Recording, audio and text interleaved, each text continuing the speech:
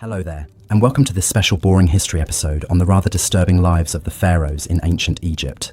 If you're looking for a calming and thought-provoking historical story to carry you off to dreamland, you've come to the right place. Before we begin our journey back in time, I'd love to know where in the world you're listening from and what time of day it is for you right now. Feel free to leave a comment and say hello. And if you enjoy this type of relaxing, educational content, be sure to hit that subscribe button so you never miss an episode. Alright, let's set the stage, shall we? Imagine a land of golden deserts, lush river valleys, and monumental temples and tombs that pierce the vivid blue sky. A civilization that endured for over 3,000 years, leaving an indelible mark on human history. At the center of it all were the pharaohs, the divine rulers who wielded immense power and prestige. But behind the glittering facade of riches and royalty, the lives of these god-kings were often steeped in darkness, obsession, and shocking practices that may be hard for us to fathom today. Over the next hour or so, we'll be diving deep into the fascinating and often unsettling world of ancient Egyptian pharaohs. We'll explore their opulent daily lives, inside sprawling palace complexes, their tangled webs of royal relationships and rivalries, and their unshakable belief in their own divinity. We'll also confront the pharaohs' fixation on death and the afterlife, which drove them to construct ever more elaborate tombs and funerary temples, and even led some to engage in the chilling practice of human sacrifice. By the end of our journey, we'll have encountered influential figures like Hatshepsut, Akhenaten, King Tut, and Ramses II, and trace the captivating mysteries modern archaeologists are still unraveling about their lives and times. It's a story of power, magic, obsession, and eternal legacies that have enthralled the world for centuries. So dim the lights, settle in, and let the intrigues of ancient Egypt softly whisk you away on the wings of history. But before we fully immerse ourselves in the distant past, let's first zoom out and take in ancient Egyptian civilization at its height. Stretching from around 3100 BCE to 30 BCE, ancient Egypt was one of the first and longest-lasting complex societies in human history. The kingdom was born when King Menes unified the disparate tribes of the lush Nile Valley into a single state, taking advantage of the river's fertile floodplains to fuel an agricultural revolution that would be the envy of the ancient world. Over the centuries, Egypt grew into a powerhouse of wealth, culture, and influence, its lands stretching from the Mediterranean Sea to deep into Nubia in the south. The pharaohs presided over a centralized state with a sophisticated bureaucracy, groundbreaking technological advancements like the ox-drawn plough and sailboats, and a rich culture that produced timeless works of art, architecture, and literature. The Egyptians developed one of the world's earliest writing systems in the form of hieroglyphics, as well as a 365-day calendar that tracked the annual flooding of the Nile with uncanny precision. But perhaps their most visible and enduring achievements were the colossal monuments they left behind, the Great Pyramids, sprawling temple complexes, and subterranean tombs hewn into cliffsides. These awe-inspiring feats of engineering served to project the godlike power and prestige of the pharaohs, while also hinting at the depths of their obsession with death and eternity. For the pharaohs, this earthly life was but a prelude to a glorious and well-provisioned immortality, and they would bend immense resources and human capital to securing their share of forever. At the center of this remarkable civilization were the pharaohs themselves, the divine kings who ruled as the living embodiment of the god Horus on earth. The pharaoh was the supreme authority in all matters of state, religion, and war, wielding a level of power and influence that would be almost unimaginable today. He, or in rare cases she, was responsible for maintaining order and balance in the cosmos, placating the gods with rituals and offerings, and ensuring the prosperity and protection of the Egyptian people. But this exalted status came with a dark side as well. As we'll soon discover, the pharaohs were bound by an intricate and often brutal web of rituals, superstitions, and obligations that governed every aspect of their lives and deaths. From the incestuous marriages they contracted to keep the royal bloodline pure, to the servants and pets they took with them into the grave, to the shocking acts of deification and human sacrifice some pharaohs engaged in. The lives of these divine rulers were often steeped in as much darkness as light. So, as we set off to explore the private lives and enduring legacy of some of history's most iconic and influential rulers, brace yourself for a journey into the captivating, beguiling, and at times disturbing world of the pharaohs of ancient Egypt. Let's begin by imagining a day in the life of a pharaoh at the height of the New Kingdom, around 1500 BCE. Dawn breaks gently over the shining limestone walls of the pharaoh's sprawling palace complex at Thebes. The king and his entourage are roused from their sleep by the soft sound of blind musicians serenading the sunrise, as barefoot servants pad silently through torchlit halls, bearing trays of delicacies to break the royal fast. In the palace's colonnaded courtyards, songbirds flit among lush gardens and burbling fountains as tame baboons and lion cubs lounge in the shade. The pharaoh emerges from his bedchamber accompanied by a coterie of body servants who have spent the last hour attending to his elaborate grooming regimen. They've shaved his head and body silky smooth to stave off lice, lined his eyes with striking kohl and green malachite, and anointed his limbs with fragrant oils and perfumes. Gold and electrum gleam at his throat and wrists, while an exquisite crown in the shape of a falcon encircles his brow, a symbol of his divine kinship with the god Horus. Thus arrayed in all his finery, the living god strides forth to begin his packed schedule of daily duties and devotions. First on the agenda is a visit to the palace shrine to make offerings and libations to the chief gods, Re the sun god, Osiris the god of the underworld, and the pharaoh's own deified ancestors. Chanting priests fill the incense-perfumed air with hymns and prayers, as the king prostrates himself before the serene painted gazes of the gods. With his religious obligations discharged, the pharaoh convenes his council to hear petitions, dispense judgments, and consult on affairs of state. Seated on a golden throne, he listens as his vizier reads out the day's business. Boundary disputes to settle, trade agreements to negotiate, construction projects to oversee. Though he solicits advice from his most trusted courtiers, the final word on all matters ultimately rests with him. The day wears on in a blur of ceremonies and spectacles designed to awe the populace and reinforce the pharaoh's divine right to rule.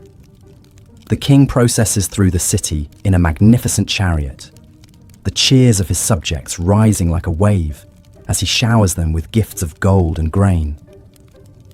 He officiates over the ritual opening of a new temple, driving in the first peg with a golden mallet as priests chant incantations to seal the sacred space.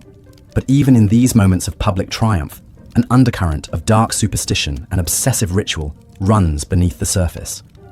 The pharaoh is careful to always enter a room right foot first to ward off evil spirits. He eats only with his left hand, reserving his right for communing with the gods.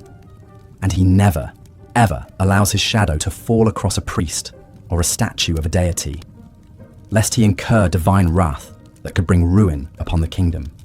As Re's fiery orb sinks slowly toward the western horizon, the pharaoh retires to his private quarters for a few snatched moments of relaxation before the evening banquet. Lithe dancing girls sway sinuously to the strains of harps and lyres, while the king sips date wine from a golden goblet and contemplates the finer points of theology with his advisors. But even in repose, the spectre of death and eternity are never far from his mind. For the pharaoh knows that this mortal life, however opulent and godlike, is but a fleeting dream compared to the glorious forever that awaits him in the field of reeds. It's why he's already poured untold resources into his tomb in the Valley of the Kings, a hidden city of the dead, where he will reign in splendor for all eternity. But first, he must navigate the tangled web of obligations and dangers that come with wearing the double crown. And nowhere are those perils more present than in his own royal household. From the day he ascends the throne, one of the pharaoh's most pressing duties is to secure the succession by producing a male heir. But in the incestuous hothouse of the royal family, where pharaohs routinely wed their siblings and even their own children to keep the bloodline pure, the battle for power and influence is always seething just beneath the gilded surface. The king's great royal wife may be his half-sister, but that doesn't stop her from plotting with priests and courtiers to advance her own son's claim to the throne over that of his older half-brother. Indeed, the annals of Egyptian history are littered with tales of palace intrigue, rival queens, and ruthless power plays between potential heirs. Take the remarkable story of Hatshepsut, the female pharaoh who ruled as king in her own right for over 20 years in the 15th century BCE. Though she was originally just a regent for her young stepson Thutmose III, Hatshepsut slowly consolidated power, adopting all the masculine trappings of kingship, and even depicting herself with a beard in official artwork. Or consider the shocking tale of the heretic pharaoh Akhenaten, who upended centuries of religious tradition by proclaiming the sun disk Aten as the one true god and outlawing the worship of all others.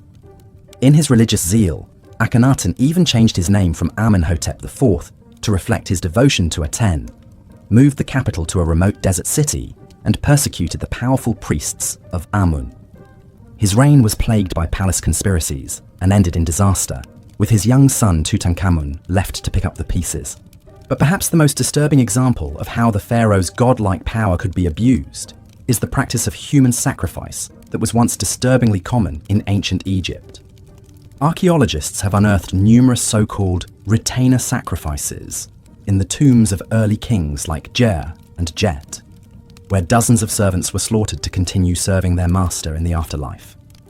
Even more chillingly, some pharaohs like Aha were buried with their pets and worldly treasures, as well as piles of human hair wigs, likely shorn from sacrificial victims. Thankfully, this ghastly practice seems to have died out by the end of the Old Kingdom, as the Egyptians developed more symbolic ways for pharaohs to take their earthly entourage with them into the afterlife. But it remains a dark stain on the otherwise glittering legacy of the pharaohs, a reminder of the unfathomable gulf that separated these divine kings from the teeming masses they ruled over. As the centuries roll on, the pharaohs continue to shape the course of Egyptian history and leave their mark in stone and story. Some, like Ramses II, known as Ramses the Great, presided over the kingdom at the height of its power and splendor, their triumphs and love lives immortalized on the walls of the temples they built to their own glory. Others, like the fabled Cleopatra VII, became entangled in the high-stakes intrigues of the wider Mediterranean world, their personal charisma and political savvy the stuff of enduring legend. But perhaps no pharaoh has captured the modern imagination quite like the boy King Tutankhamun, whose lavish tomb discovery in 1922 set off a global wave of Tutmania and turned the once obscure ruler into a household name. The dazzling treasures found in Tut's tomb, from his iconic golden death mask to the nested coffins and thrones, provided an unprecedented glimpse into the opulence and artistry of a royal burial and cemented the pharaoh's reputation as the ultimate status symbols of the ancient world. Today, new archaeological discoveries and cutting-edge scientific techniques are allowing us to peer even deeper into the lives and deaths of these endlessly fascinating rulers. CT scans and DNA analysis have revealed the inbred genetic deformities that plagued Tut's family line, as well as the festering wounds and malaria that likely claimed his life at the tender age of 19th. Inscriptions and papyri paint an increasingly vivid picture of the cutthroat world of palace politics, where foreign concubines and scheming viziers jostled for influence in the shadow of the throne. And yet, for all the dark secrets and unsettling practices we've uncovered about the pharaohs, their luminous legacy as some of the most iconic and enduring rulers in human history remains undimmed. For over 3,000 years, they presided over a civilization of remarkable achievements and innovations, from the mathematical precision of the pyramids to the medical know-how of the world's first brain surgery. They inspired some of the most sublime and enduring works of art and architecture ever created, from the serene beauty of Nefertiti's limestone bust to the colossal majesty of the Colossi of Memnon.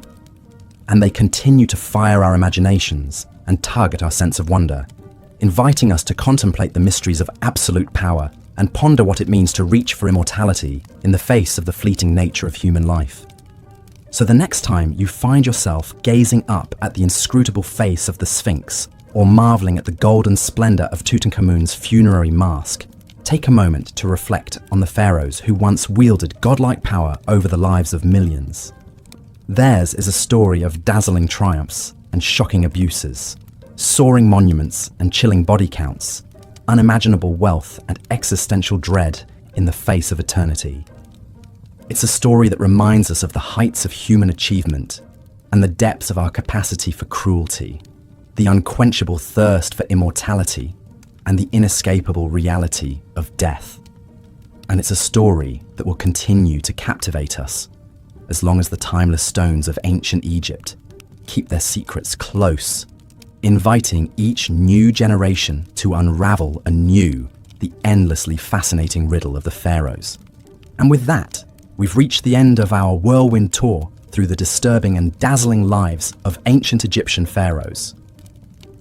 I hope you've enjoyed this deep dive into one of history's most iconic and influential civilizations, and that the stories of these larger-than-life rulers have provided some rich food for thought as you drift off to sleep. As always, thanks so much for tuning in to Boring History, and for spending a portion of your day exploring the endlessly fascinating nooks and crannies of our shared human story.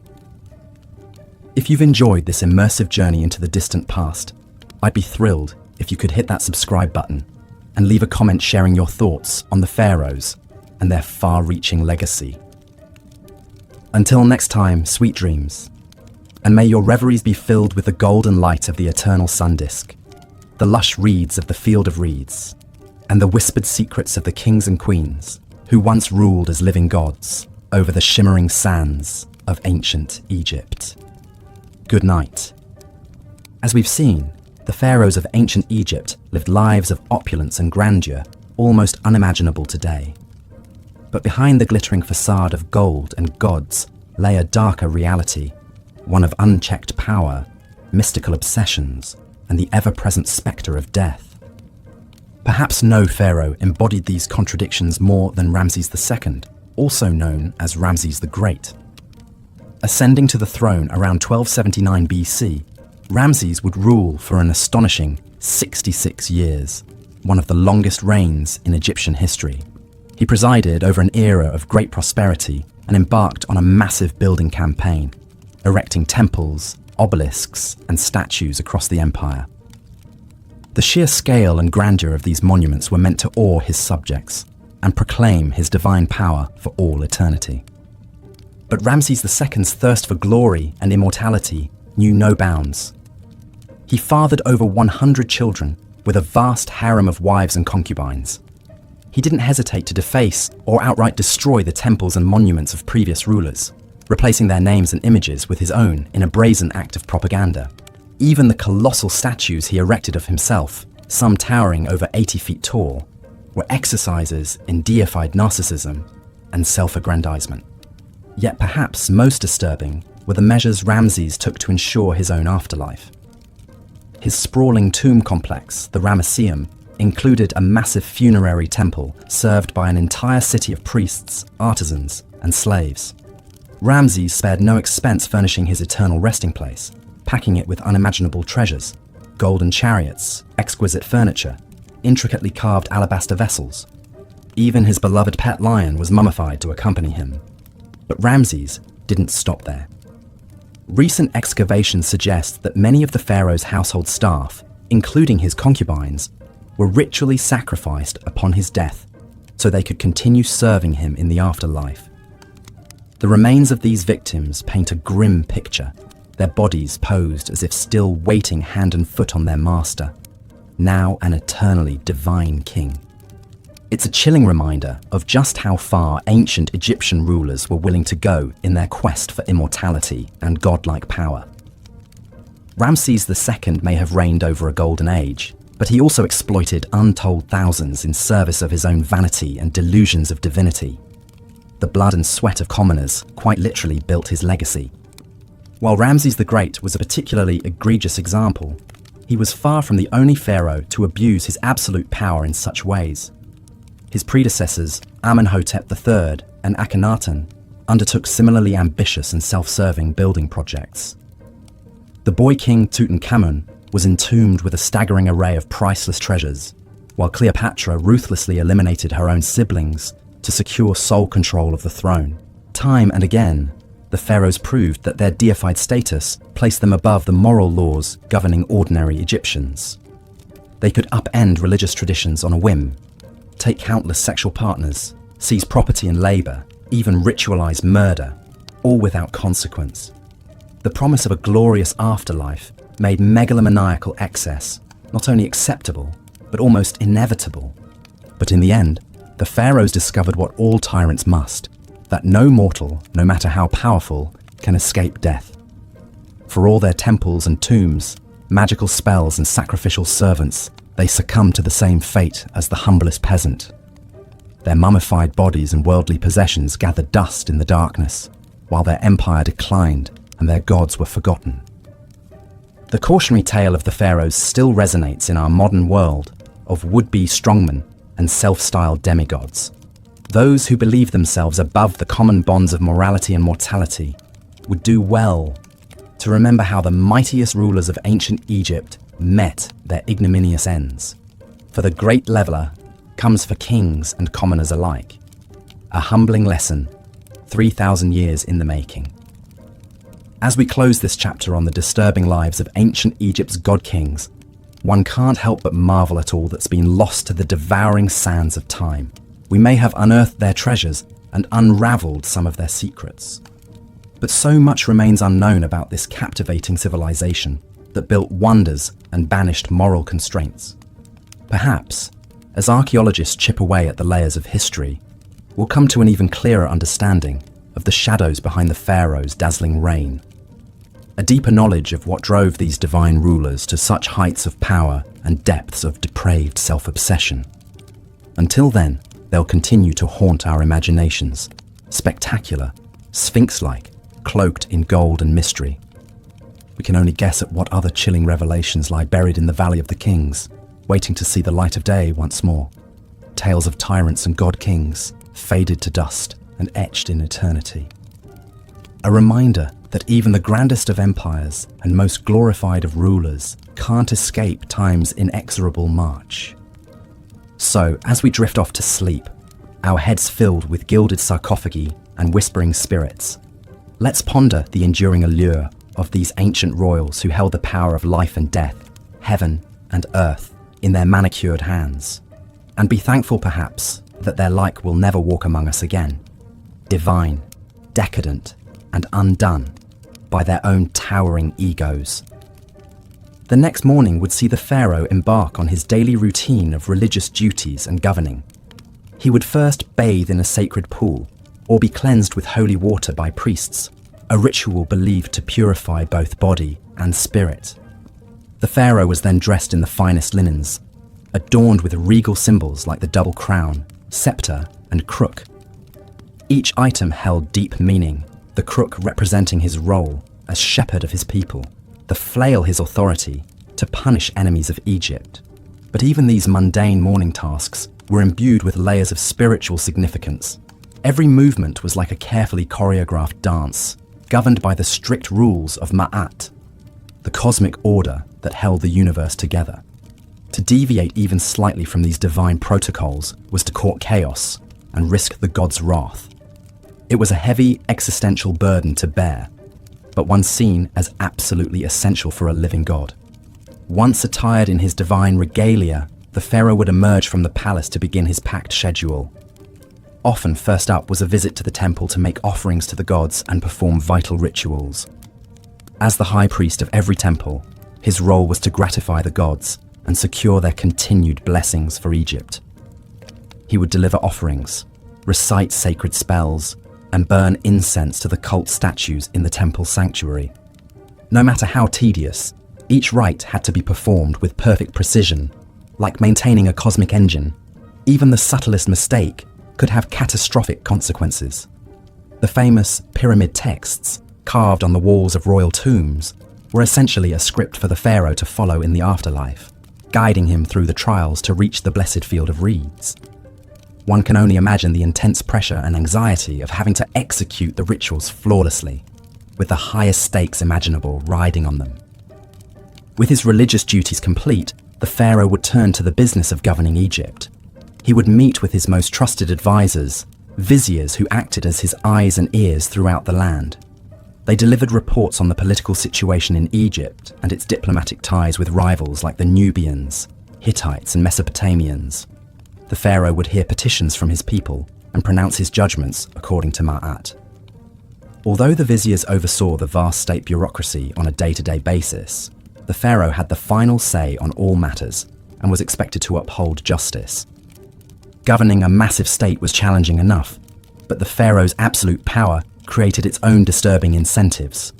With no real check on his whims, a pharaoh could easily succumb to corruption or tyranny if he wished. Some pharaohs imposed brutal taxes and forced labor on their subjects to build their own lavish monuments. Others grew paranoid and resorted to ruthless purges of anyone they perceived as a threat. The Ptolemaic pharaoh Ptolemy IV had his own mother and brother murdered to eliminate potential rivals to the throne. With ultimate power over life and death, even the bonds of family could turn deadly. But the pharaoh's day wasn't all blood and toil. He was also entitled to enjoy the finest earthly pleasures and leisure pursuits.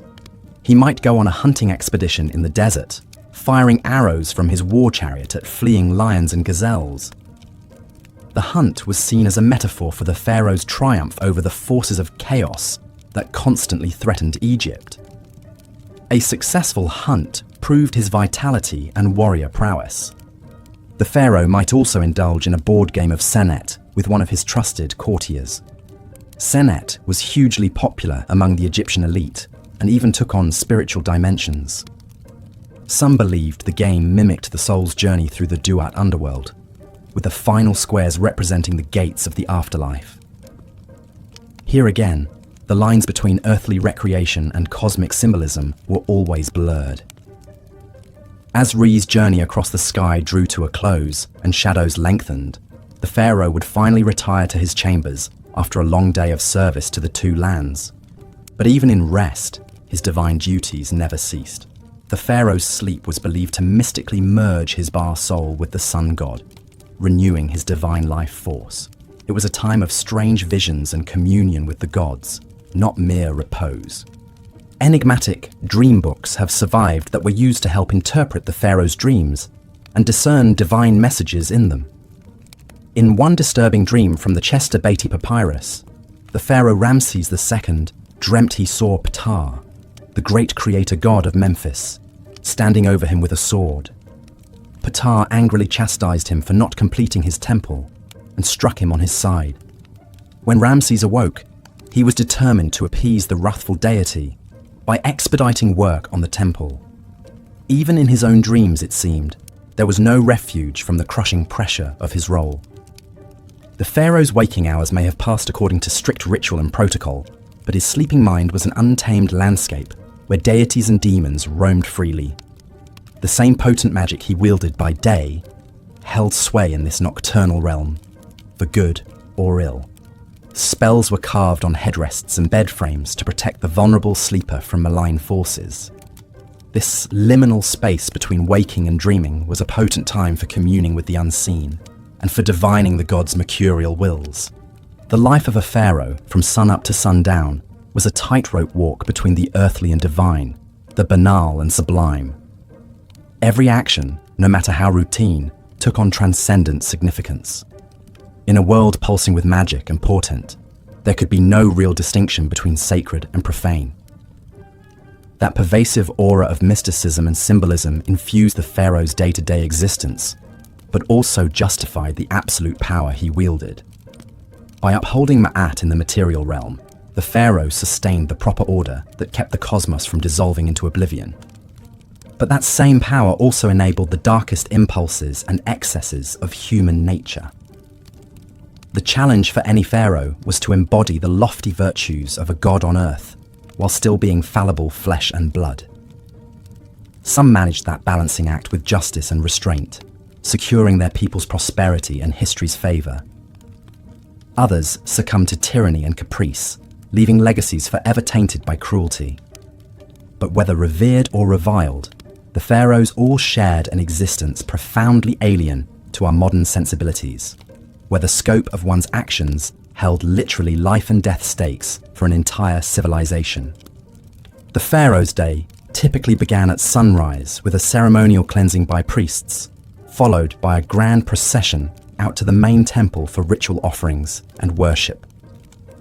As a living god, this direct link to the divine was the pharaoh's most vital duty, necessary to maintain Ma'at.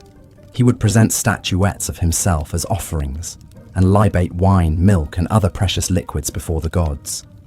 Incense would be burned, prayers recited, and sacred magic enacted through liturgies and hymns.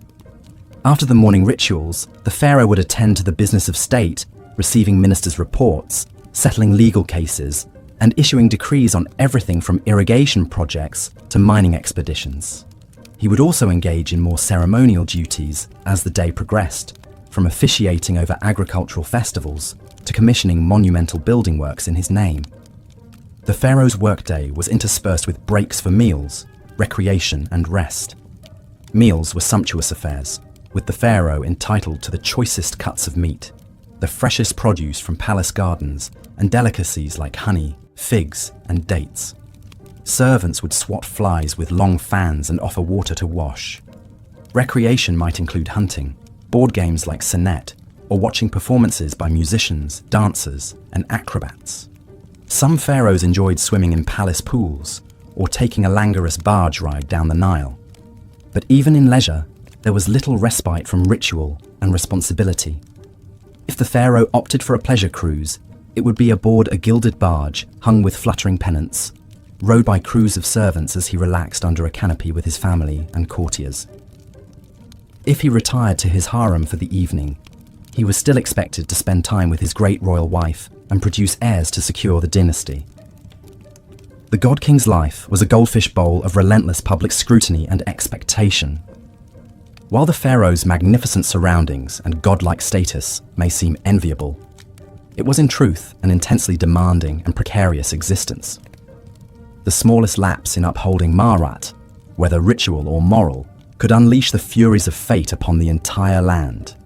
He was like an acrobat crossing the Nile on a gossamer thread, poised between the earthly and the eternal.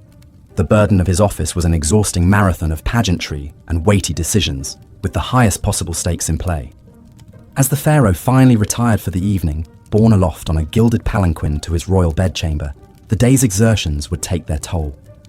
Falling into a dreamless sleep, he could at last slip the yoke of ritual and protocol, however briefly. In the morning, the great wheel would turn once more, and the demigod would re-emerge to greet the rising sun. But in those darkest hours before dawn, the pharaoh's chamber was a hushed sanctum of shadows and murmuring breaths, of stillness and quiet. Here, in night's forgiving embrace, he was merely human once more. Royal relationships and rivalries. The ancient Egyptian royal court was a hothouse of political intrigue, power plays, and Machiavellian machinations. At its apex was the pharaoh himself, the nucleus around which courtiers, officials, priests, and supplicants all revolved like planets around the sun. But the pharaoh was far from alone in his gilded cage. From incestuous marriages to murderous feuds, the intimate relationships and seething rivalries of the royal household were an eternal wellspring of drama to rival any soap opera. The women who surrounded the pharaoh were some of the most influential and intriguing figures in the palace. Foremost among them was the great royal wife, the queen who was meant to be the pharaoh's favorite consort and chief partner in ruling Egypt. Many queens wielded substantial power in their own right, with some like Nefertiti and Hatshepsut even eclipsing their husband's authority. Nefertiti, the legendary beauty and great royal wife of the oddball pharaoh Akhenaten, may have reigned as a full-fledged co-ruler beside him during the height of the Amarna period's religious upheaval. She vanished mysteriously from the record in Akhenaten's final years, but some tantalizing clues hint that she may have even succeeded him as the shrouded pharaoh Smenkhkare. The jury's still out on that enigma. Hatshepsut's unprecedented power play was even more dramatic. As the royal daughter, wife, and mother of kings, Hatshepsut was uniquely poised to make her move when her young stepson Thutmose III inherited the throne. First serving as his regent, Hatshepsut soon assumed the full titles and regalia of a king in her own right, dropping the feminine endings from her royal name. For over 2 decades, Egypt had a female pharaoh in all but anatomy, dominating a time of immense prosperity and monumental building. Only after her death did Thutmose III emerge from the shadow of his formidable stepmother. But being the pharaoh's chief wife and queen was no guarantee of an easy life. In a polygamous palace, the queen always had to stay on her toes to maintain her influence and guard against rivals. One of the most infamous examples was the bitter war between Ramses II's chief queen Nefertari and the secondary wife Isetnofret, mother of the heir apparent. Court gossip gleefully chronicled how the two powerful women schemed ceaselessly against each other, using everything from lavish banquets to slanderous graffiti to sway the pharaoh's favour. The stakes in this Game of Thrones were immensely high, as queens vied to secure the succession for their own sons. Isetnofret ultimately triumphed, living to see her son Meneptah take the throne, but only after decades of cutthroat intrigue. Such vicious rivalries between a pharaoh's wives were par for the palace course. Incest was another queasy quirk of royal marriages, seen as essential to safeguarding the sacred bloodline. Pharaohs often married their sisters, daughters, and even mothers in an attempt to keep the royal lineage as pure as possible. The Greek Ptolemaic dynasty took this to extremes, with the family tree knotting back on itself in a snarled tangle of repeated incestuous unions. Cleopatra VII, the most famous Ptolemy of all, was actually the product of at least 3 generations of uninterrupted brother-sister marriages. Her family seemed to be competing to rack up the most convoluted incestuous relationships, with uncle-niece and even double-sibling matches thrown in for good measure. Ironically, all this incestuous inbreeding may have produced the genetic quirks and mental instability that ultimately doomed the dynasty. But incest in the royal family wasn't just a Ptolemaic phenomenon. It was an age-old custom dating back to the mythical origins of Egyptian kingship itself. The pharaoh was seen as the earthly embodiment of Horus, the divine son of Osiris and Isis, a brother-sister pair who also happened to be husband and wife. By emulating the gods' incestuous marriage, the pharaoh was upholding the cosmic order and literally following in the footsteps of the gods. Of course, such sibling marriages must have taken a heavy toll, both psychologically and genetically.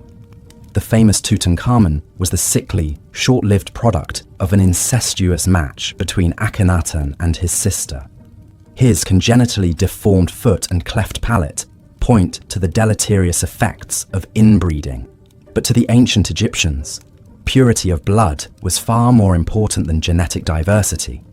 Incest was therefore not a taboo, but a sacred tradition. If rivalries between wives were vicious, those between potential heirs could be downright murderous. Primogeniture was not a hard and fast rule in ancient Egypt, meaning that any son or even daughter of the pharaoh could potentially make a play for the throne. This often led to cutthroat power struggles and grim succession crises as rival princes schemed to eliminate their competitors. One notorious example was Amenemhat I, the founder of the powerful 12th dynasty. An advisor to the previous king, Amenemhat launched a successful coup and had himself crowned as the new pharaoh. But his reign was plagued by constant conspiracies and assassination attempts, as rival factions jockeyed for power. His own harem even launched a shadowy plot against his life, creeping into the royal bedchamber with daggers drawn. Amenemhat only survived by the intervention of his loyal guards, fighting them off nearly naked. So shaken was Amenemhat by his brush with death that he took the unprecedented step of crowning his son, Senusret III, as co-pharaoh during his own lifetime. By securing the succession early, Amenemhat aimed to stave off further intrigues and smooth the transfer of power. Realpolitik trumped tradition. Amenemhat's instructions to his son, a treatise on effective kingship, reflect his embattled cynicism. Be on your guard against all subordinates, because you cannot be sure who is plotting against you. Perhaps the ultimate example of a royal rivalry turned deadly was the grim fall of Ramses III, the last great pharaoh of the New Kingdom.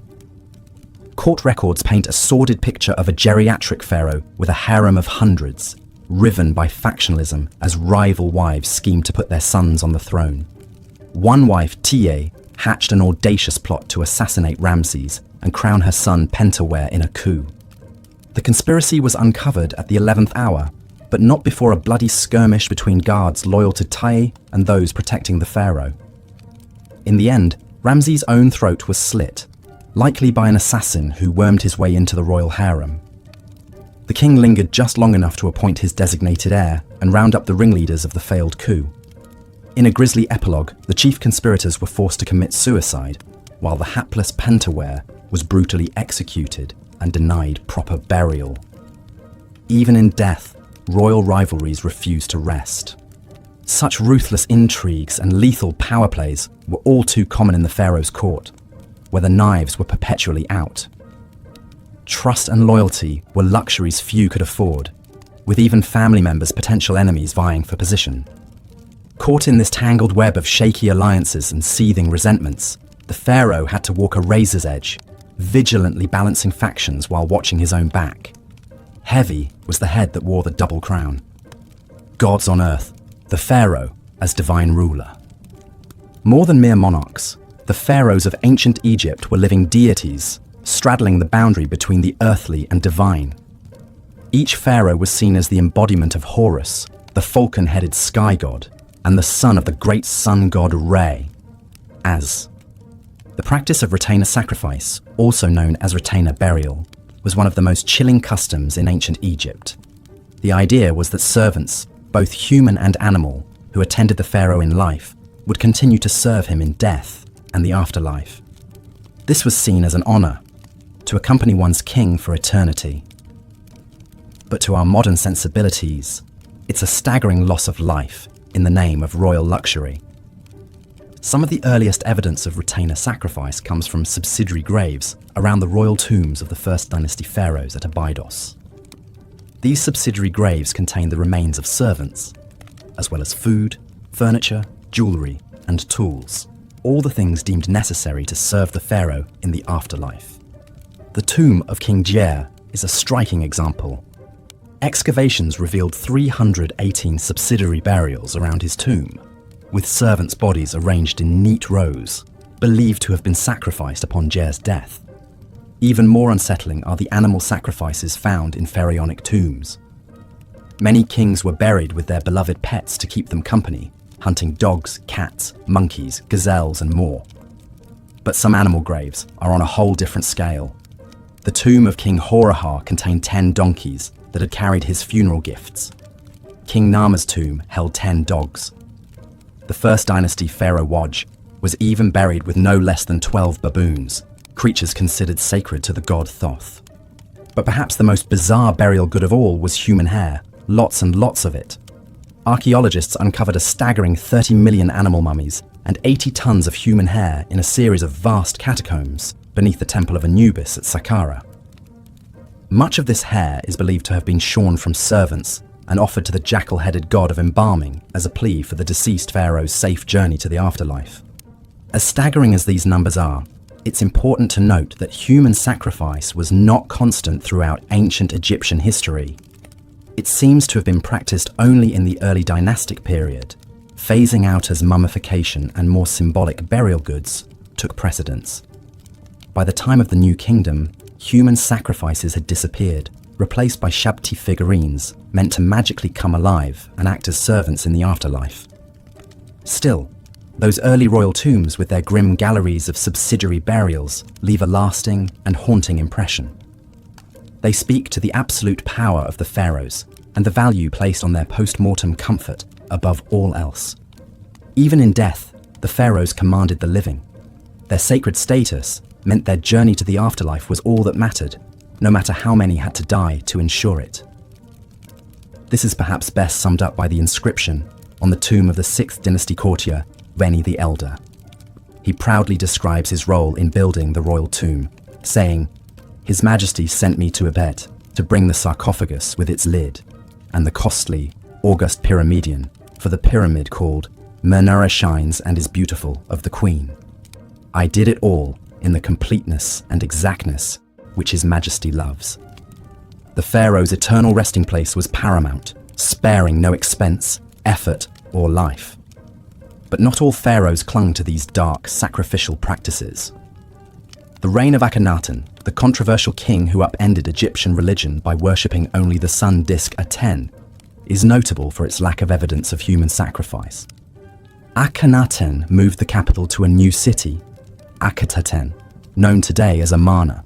Here he built a royal tomb with no subsidiary graves, perhaps signalling a shift in funerary customs to match his religious reforms.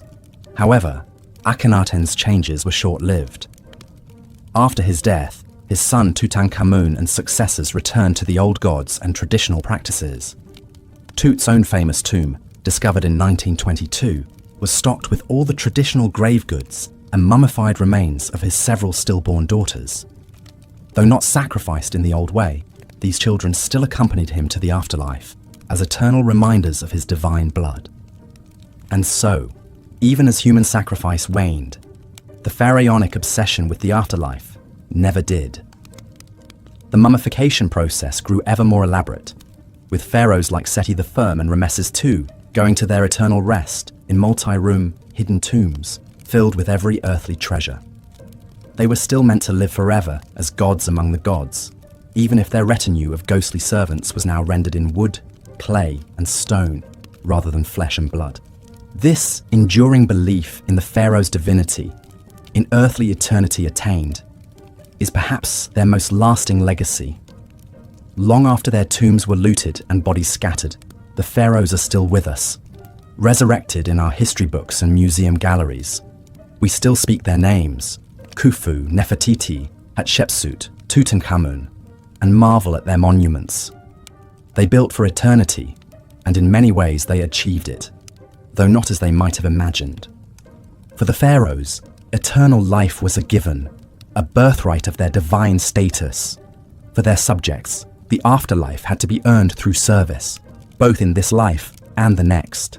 This fundamental divide, the chasm between the god-kings and the rest of humanity, is what makes their world at once so dazzling and so alien to our eyes.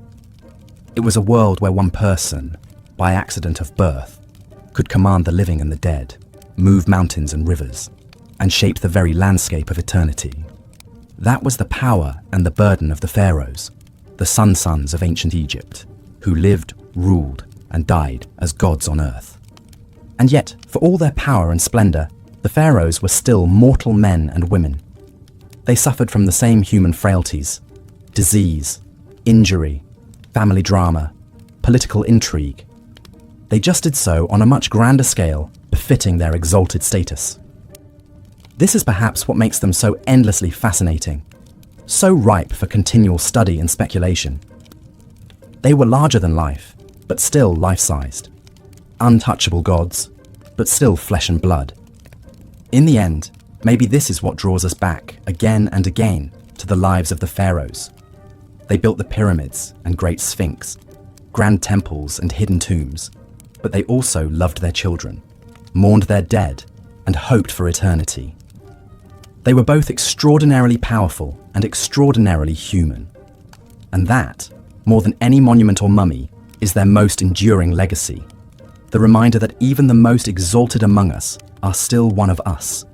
Even a pharaoh, beneath the crowns and finery, the incense smoke and chanting priests, was still a person making their way in the world, looking ahead to the next. The ancient Egyptians believed that to speak the name of the dead was to make them live again.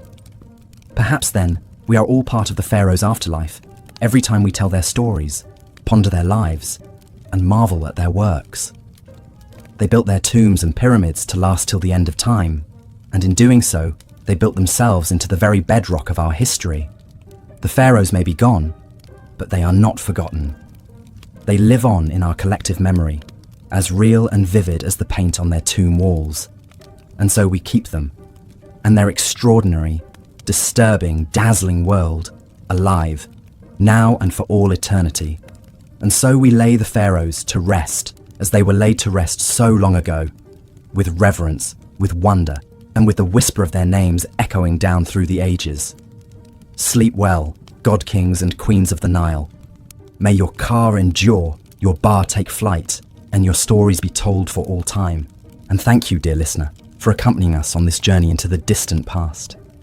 May the peace of the Pharaohs be with you, and may your dreams be as sweet as the lotus blossoms on the Nile. Good night. The immense power and influence wielded by the ancient Egyptian pharaohs is truly mind-boggling to contemplate, even thousands of years later. As both divine figures and absolute monarchs, these god-kings lived lives of luxury and excess that would be unimaginable to the average person. But hand in hand with their privileged status came a darker side, one full of deadly intrigues, power-hungry machinations, and disturbing practices that reveal the heavy burden and often twisted realities of sitting on the throne of Egypt. It was a gilded cage in many ways. Take, for example, the pharaoh's daily routine. While it may have been filled with the finest foods, servants attending to every whim, and leisurely pursuits like hunting, boating, and board games, it was also rigidly prescribed by religious duties and superstitious rituals. Every aspect was governed by a desire to maintain Mat, the proper order of the universe. So a pharaoh couldn't simply wake up and do as he pleased. There were temple rites to perform, offerings to make, and a pantheon of gods to appease. The Egyptians believed that the pharaoh had to carry out these rituals in order for the cycles of nature, like the life-giving Nile floods, to continue. That's a heavy responsibility to bear. Even the pharaoh's personal grooming was laden with meaning. Washing in sacred water from the Nile, shaving their heads and donning copious amounts of perfume, makeup and jewelry wasn't just about vanity. It was a way of setting themselves apart, of embodying the divine on earth. And it didn't stop at appearances. Practically every minute of a pharaoh's day was scheduled and accounted for, from petitions and offerings in the morning to touring building projects and consulting with advisors in the afternoon. Even their moments of rest and leisure in the evening were shaped by tradition, and the need to be seen as more than human. The pressure to live up to this superhuman ideal must have been immense, and it bred more than a few pharaohs who, drunk on power and self-aggrandizement, took things to dark and disturbing extremes in their quest to be the supreme ruler on both earth and in the afterlife. You can see this most clearly perhaps in the kind of megalomaniac building projects that pharaohs undertook. Not content with your average tomb or memorial temple, some commanded their subjects to toil for decades on massive, glorious monuments to themselves. The Great Pyramid of Giza, one of the 7 wonders of the ancient world, is a perfect example. This was commissioned by the pharaoh Khufu around 2550 BC. Standing over 480 feet tall and comprised of over 2 million limestone blocks, it was the tallest man-made structure in the world for almost 4,000 years. The logistics and labor that went into building Khufu's pyramid are staggering to contemplate. Stones weighing an average of over 2 tons had to be quarried, transported, and assembled with absolute precision, using only primitive copper chisels, bronze saws, wooden rollers and sleds, ramps, levers, and pulleys. Experts estimate it took over 20,000 workers and as long as 27 years to complete. And for what? All to house the corpse of one man and ensure his safe passage to the afterlife. It's an astounding, and some would say appalling, display of power and self-aggrandizement. Not to mention that life was incredibly harsh for the armies of workers who built pyramids like Khufu's. They may not have been slaves, as popular lore often suggests, but the back-breaking work took a serious toll. Scans of skeletal remains from the workers' cemetery show high rates of arthritis, injuries, and stress. Pyramid building eventually fell out of favor, perhaps becoming too costly and time-consuming even for the pharaohs. But the rich and powerful still found other ways to flaunt their wealth in the face of death. Take King Tutankhamun, the famed boy king who ruled in the 14th century BC.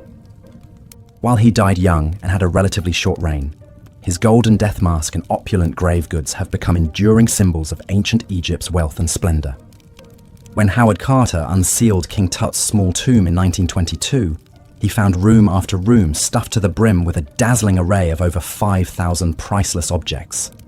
Golden shrines, jewel-encrusted chests, intricately carved furniture, chariots, clothes, perfumes, and even food and wine to sustain Tut in the afterlife. The sensational discovery ignited a wave of Tut mania around the world and introduced millions to the glories of ancient Egypt. but it also highlights the phenomenal excess enjoyed by the pharaohs, even the minor ones like Tutankhamun. Some rulers took it even further, burying loyal subjects with them to serve them in death as they had in life. This is a practice known as retainer sacrifice, and evidence for it has been found in some of the earliest royal tombs, going back to the first dynasty around 3000 BC. In tombs at the royal burial ground of Abydos, archaeologists discovered the remains of court officials, servants, and even dogs arrayed around the pharaoh's sarcophagus and subsidiary graves. It seems these unlucky attendants were sacrificed to continue their duties in the afterlife, a disturbing reflection of how much the pharaoh's power extended beyond the grave. Thankfully, this practice seems to have largely died out by the Old Kingdom period, but the fact that it was ever condoned at all is a chilling reminder of the absolute godlike power ancient Egyptians invested in their kings. Even as mummification techniques became more and more refined, and the fabled Valley of the Kings filled with hidden tombs, the gulf between the pharaoh's eternal comfort and the lot of the average Egyptian couldn't have been starker. While the royals enjoyed gold, jewels, and linen wrappings in the afterlife, most people had to make do with a simple pit grave and a few humble trinkets, if that. The inequality was so stark, it's little wonder that tomb robbing became a constant scourge for Egyptian elites. Still, the promise of eternal life, however luxurious, was one that even the pharaohs couldn't always count on, as the fates of some of the most famous rulers attest. Take Ramses II, widely regarded as the greatest and most powerful pharaoh of the New Kingdom. His reign, which lasted an astonishing 66 years, from 1279 to 1213 BC, marked the peak of ancient Egypt's imperial power and prosperity. Ramses II, or Ramses the Great as he's often known, was a military leader who expanded Egypt's reach in Nubia, Libya, and the Levant. He was also a prolific builder who erected many grand temples, statues, and monuments. But for all his glory in life, Ramses II didn't exactly get the restful and dignified eternity he probably expected. His mummy has been moved and disturbed countless times over the millennia, as tomb robbers, priests, and archaeologists have all had a hand in its fate. When Ramses's mummy was finally unwrapped in 1886 by Gaston Maspero, the head of the Egyptian Antiquities Service, it was found to be in poor condition. The king's body was broken into pieces, many bones were missing, and a gaping hole in the skull suggested the work of ancient looters. Still, with his long aquiline nose, strong jaw, and shock of white hair, Ramses was an imposing figure even in death. His mummy is now on display at the National Museum of Egyptian Civilization in Cairo, a far cry from his original resting place in the Valley of the Kings, but no less a potent symbol of his enduring power and mystique. In the end, perhaps it's this very mystique, this mix of the marvelous and the macabre, the inspiring and the unsettling, that keeps us so fascinated by the pharaohs of ancient Egypt. They were larger-than-life figures who wielded immense power and wealth, but they were also mortal men, subject to the same fears, foibles, and fates as the rest of us.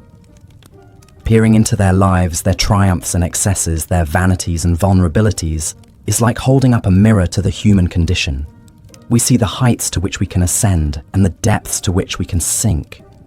We marvel at the ingenuity and artistry of an ancient civilization, even as we recoil at some of its more disturbing practices. Most of all, we come face to face with the stark realities of power, its seductions and its pitfalls, its uses and its abuses. The pharaohs may have ruled as gods on earth, but they were also prisoners of a system that demanded constant displays of strength, piety, and conspicuous consumption. In that sense, perhaps we can even feel a twinge of sympathy for these divine rulers, trapped in their gilded cages, burdened with the weight of an entire civilization's hopes, dreams, and fears. It's a far cry from the glamorous and carefree existence we might imagine for a god king. But then again, that's the enduring allure of ancient Egypt. It defies our expectations and challenges our assumptions at every turn. It is a civilization that was at once familiar and alien, majestic and monstrous, enlightened and benighted. And the pharaohs, for all their flaws and foibles, were the avatars of this endlessly fascinating world. They may have lived and died thousands of years ago, but their stories, their secrets, and their splendors continue to haunt us to this day. We will likely never fully unravel all the mysteries of the pharaohs and their world. But that doesn't stop us from trying. From poring over every scrap of papyrus, studying every mummy and monument, sifting through every grain of desert sand for clues to their lives and times.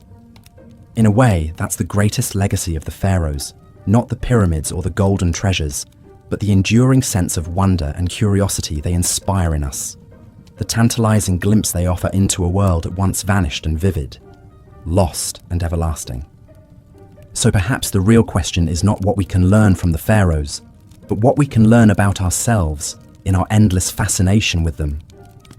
What does our obsession with these ancient rulers say about our own hopes, dreams, and fears?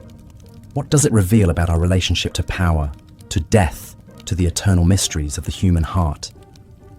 These are questions that may never have definitive answers, but they are worth pondering nonetheless, just as the pharaohs themselves continue to beguile and bewilder us, inviting us to explore ever deeper the labyrinthine recesses of their world and our own. And so, the story of the pharaohs endures, as it has for millennia, a tale of power and pathos, of glory and despair, of the eternal dance between light and shadow that defines the human condition. It is a story that will continue to be told and retold, as long as there are those who seek to peer behind the veil of history and glimpse the faces of those who once ruled as gods among men. The pharaoh would begin his morning ablutions in an ornate limestone washroom, where a small army of servants waited to assist their living god. First, they would delicately wrap him in fine linen towels and escort him to a gleaming copper bathing tub filled with water, lotus flowers floating on the surface. As he stepped in, the servants would carefully wash the pharaoh's body with natron, a mineral salt that cleansed and softened the skin. They paid special attention to his hands and feet, gently scrubbing away any dirt or impurities. After bathing, the pharaoh would be dried off, and a servant would appear bearing a tray of fragrant oils. With practiced motions, he would anoint the king from head to toe, massaging the oils into his skin until it glowed. These sacred unguents, in scents of myrrh, frankincense, and cinnamon, were believed to have magical protective properties, shielding the pharaoh from evil spirits and misfortune. A dab of black coal was carefully applied around his eyes, not just for beauty, but to deflect the harsh glare of the sun god Ra and ward off eye infections. Next came the pharaoh's iconic regalia, the crowns, scepters, and jewels that denoted his supreme status. Every item was imbued with layers of religious and political symbolism. The distinctive double crown, for example, represented the unification of Upper and Lower Egypt under the pharaoh's divine rule. A designated servant would reverentially lift the lapis lazuli and gold headdress and place it atop the king's head, taking great care to arrange it just so. Then would come the crook and flail, implements of kingship often depicted crossed over the pharaoh's chest in art and sculpture. The crook symbolized his role as shepherd of his people, while the flail represented his ability to mete out punishment to enemies of the state. Once adorned, the pharaoh would emerge from his chambers to greet the day, a glittering vision inspiring both reverence and terror. But this was only the beginning of a grueling daily routine that left little room for rest. First on the agenda was worship and offering rituals at the temple, where the pharaoh would honor the gods and elevate his own divine status. At the heart of every Egyptian temple was the inner sanctum where a statue of the chief god resided. Only the pharaoh and the high priests were allowed to enter this sacred space and perform the daily rites. The king would prostrate himself before the god's image, reciting prayers and burning incense. He would present lavish offerings of food, drink, clothing, and jewelry, symbolically giving the god all the best produce of the land. In return, the deity would bestow divine favor and protection on Egypt and empower the pharaoh to rule wisely and defeat his enemies. This sacred transaction between the king and the gods was the bedrock of Egyptian cosmic order. But it was also a daily reinforcement of the pharaoh's precarious position. His people believed his piety and right conduct literally sustained the cycles of the sun, the Nile floods, and the agricultural bounty of the kingdom. It was a heavy responsibility to shoulder day in and day out. With his religious duties complete, the pharaoh would begin the real work of governing, a task he largely delegated to his most trusted advisors. The pharaoh's prime minister, known as the vizier, oversaw the sprawling administrative apparatus that kept the kingdom running smoothly. A huge bureaucracy of scribes, tax collectors, and local officials managed everything from recording the Nile flood levels and grain harvests to dispensing justice in the courts. But the pharaoh was expected to take an active role in decision-making on key issues like diplomacy, trade, and monumental building projects. He would consult with his advisors in an audience chamber, seated on a golden throne flanked by statues of the falcon god Horus and the cobra goddess Wadjet. Painted on the walls around him were scenes of the pharaoh smiting foreign enemies and offering to the gods, potent reminders of his larger-than-life duties. Seated at his feet on a dais would be his great royal wife, the queen who bore the next heir to the throne. The vizier and other courtiers would bow low before the royal couple, hands raised in supplication, awaiting their orders. Messengers and petitioners would be ushered in to deliver reports on the state of the kingdom or beg boons from the pharaoh. There might be disturbing news of a military skirmish at the border, requiring the king to marshal his armies, or a request to send aid to a region facing drought and famine. Diplomats from foreign lands would present tribute and tokens of respect in exchange for trade concessions and treaties. The pharaoh would hear each matter in turn, consulting with his advisors and rendering judgments with an authority that could not be questioned. Even in his leisure time, the king was performing his royal role. He would go on ceremonial hunting expeditions in the desert, firing arrows at lions and other big game from a speeding chariot. This was a demonstration of his physical prowess and mastery over the wild forces of nature. Important propaganda in a world where might made right. He would also preside over jubilant religious festivals, like the Opet festival celebrating the link between the pharaoh and the great god Amun-Ra. In a spectacular river procession, the pharaoh would accompany statues of the Theban triad of gods on a barge sailing down the Nile, as huge crowds thronged the banks to cheer them on.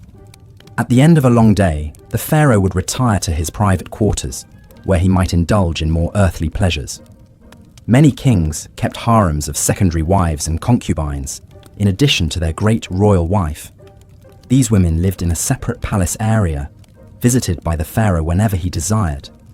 Some pharaohs, like Amenhotep III and Ramses II, had over 100 children from multiple wives, an extensive royal brood seen as a sign of the king's virility and divine favour. But even in these intimate moments, there was no escaping the religious and ritual significance woven through every aspect of the pharaoh's life. Having intercourse with his wives wasn't just a sexual act. It was a sacred rite reenacting the creation of the cosmos by the gods. The pharaoh was expected to perform in the bedroom just as he did on the throne and the battlefield.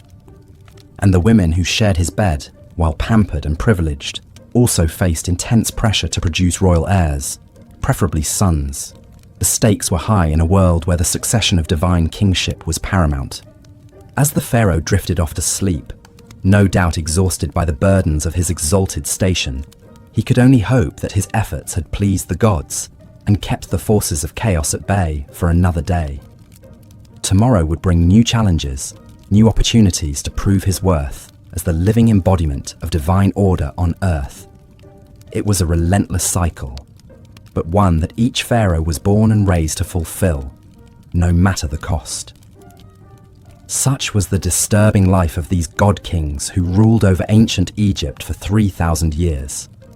Of course, even the most revered pharaohs were only human under all the divine trappings, and behind the palace walls, royal family drama seethed, often with devastating consequences. Rivalries between a pharaoh's wives were common, as each competed to have her son named heir to the throne. These feuds took on legendary proportions in some cases, like the rivalry between Ramses II's wife Nefertari and his secondary consort Isetnofret. Nefertari, whose beauty and influence were so great she was known as the one for whom the sun shines, had borne Ramses several sons, but none had survived to succeed him. Isetnofret saw her chance to install her own son, Meneptah, as crown prince, and worked to undermine Nefertari at every turn. The struggle came to a head when Nefertari's tomb was vandalized, her image hacked out of the wall reliefs in a blatant attempt to erase her from history and memory. Many suspected Isetnofret was behind the desecration, though nothing could be proven. In the end, despite Nefertari's unrivaled status, it was Isetnofret's son Merneptah who took the throne after Ramses' death. Such was the Game of Thrones played out in the pharaoh's court, where even the most beloved consort could fall victim to the ruthless machinations of her rivals. Even more scandalous were the rare but documented cases of incest within the royal family. The pharaohs believed their divine blood had to be kept pure at all costs, even if that meant marrying their siblings or even their own children. This practice may have reached its disturbing apex with the curious case of Akhenaten, the rebel pharaoh who upended centuries of religious tradition by proclaiming the sun disk Aten as the one true god. Akhenaten was already a strange and enigmatic figure, depicted in art with an elongated skull, spindly limbs, and feminine hips that have long puzzled scholars. But even more shocking was his unconventional choice of chief wife and queen, his own daughter, Ankhesenamun. Archaeological evidence suggests Ankhesenamun was born to Akhenaten and his first wife, Nefertiti, when they were both very young, perhaps as young as 12 years old. She would have grown up in her father's sprawling new capital city of Amarna, a surreal landscape dominated by the towering temples of the Aten sun disk. As she blossomed into a young woman, Ankhesenamun caught the eye of her father, who by then had proclaimed himself the living incarnation of the Aten and banned the worship of all other gods. In a move that must have scandalized the court, Akhenaten took his teenage daughter as his great royal wife, the pharaoh's consort who would rule by his side and bear his children. The union was immortalized in a series of intimate portraits carved into Amarna's limestone cliffs, showing the couple locked in romantic embraces, their bodies intertwined. These scenes, almost pornographic by ancient Egyptian standards, suggest an erotic charge to the relationship that went beyond mere dynastic calculation. What Ankhesenamun herself thought of her fate, we can only imagine. As a royal princess, she would have had little say in the matter. The marriage produced at least 2 daughters, but no surviving sons to inherit Akhenaten's throne. When the heretic pharaoh died after a 17-year reign, the Amarna experiment died with him. The old gods were restored, his capital abandoned, and his name erased from the king lists. The young widow Ankhesenamun vanished from the record. Her astonishing story buried until Amarna's ruins were rediscovered in the early 20th century. She has since become an object of fascination and speculation for historians, a symbol of the disturbing lengths to which some pharaohs would go to protect their godly bloodlines. Such was the strange and secretive world of the pharaoh's royal family, a hothouse of intrigue and power struggles played out against the backdrop of divine kingship. The pharaoh may have been worshipped as a god on earth, but he was also a man with all too human appetites and frailties, and those closest to him, the women and children of his household, often paid the highest price for their proximity to power. From incestuous marriages to murderous rivalries, the private lives of the pharaohs were every bit as dramatic and disturbing as their public reigns. But for all the darkness and dysfunction lurking behind palace walls, the pharaohs never lost sight of their ultimate obsession, their own divinity and immortality. From the moment they took the throne, every pharaoh was already planning for the moment they would leave it and ascend to join the gods in the eternal afterlife. And no pharaoh undertook this quest for immortality more assiduously or on a grander scale than the builder of the Great Pyramid of Giza, the legendary Khufu. Ruling in the 4th dynasty of the Old Kingdom, around 2550 BCE, Khufu was the son of the pharaoh Sneferu, who had pioneered pyramid building with his innovative bent and red pyramids. But Khufu was determined to outdo his father and erect a monument that would stand the test of eternity. The result was the Great Pyramid, a towering edifice of 2.3 million limestone blocks, rising 481 feet into the desert sky. Even today, it remains the largest single building ever constructed by human hands, a testament to one man's monumental ego and the extraordinary lengths he would go to achieve immortality. The Great Pyramid was more than just a tomb. It was a resurrection machine designed to harness the power of the sun god Ra and the magic of Egyptian engineering to launch Khufu's spirit into the cosmic realms of the gods. Every aspect of its design was suffused with religious symbolism and funerary spells from the pyramid texts, the oldest sacred writings in Egypt. The pyramid's smooth, angled sides were clad in polished white limestone that would have made it shine like a giant prism in the desert sun, a radiant beacon guiding Khufu's soul to the heavens. Inside, a series of narrow, ascending and descending passages led to the king's burial chamber, deep in the heart of the pyramid. This was the most sacred space of all, where Khufu's mummified body would rest in a granite sarcophagus surrounded by all the treasures and supplies he would need for the afterlife. The chamber was a marvel of precision engineering, its walls lined with massive granite blocks fitted so tightly you couldn't slip a piece of paper between them.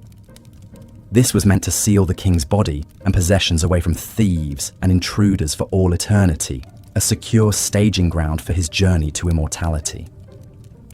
But building such a monumental tomb came at a staggering cost, both in resources and human lives. The Great Pyramid required a workforce of skilled masons, engineers and labourers on a scale never before seen in Egypt. Contrary to popular belief, these were not slaves but paid workers, many of them peasant farmers recruited during the annual Nile flood when their fields were underwater. They laboured in grueling conditions under the desert sun, hauling massive blocks of limestone up ramps and lever systems to construct the pyramid layer by meticulous layer.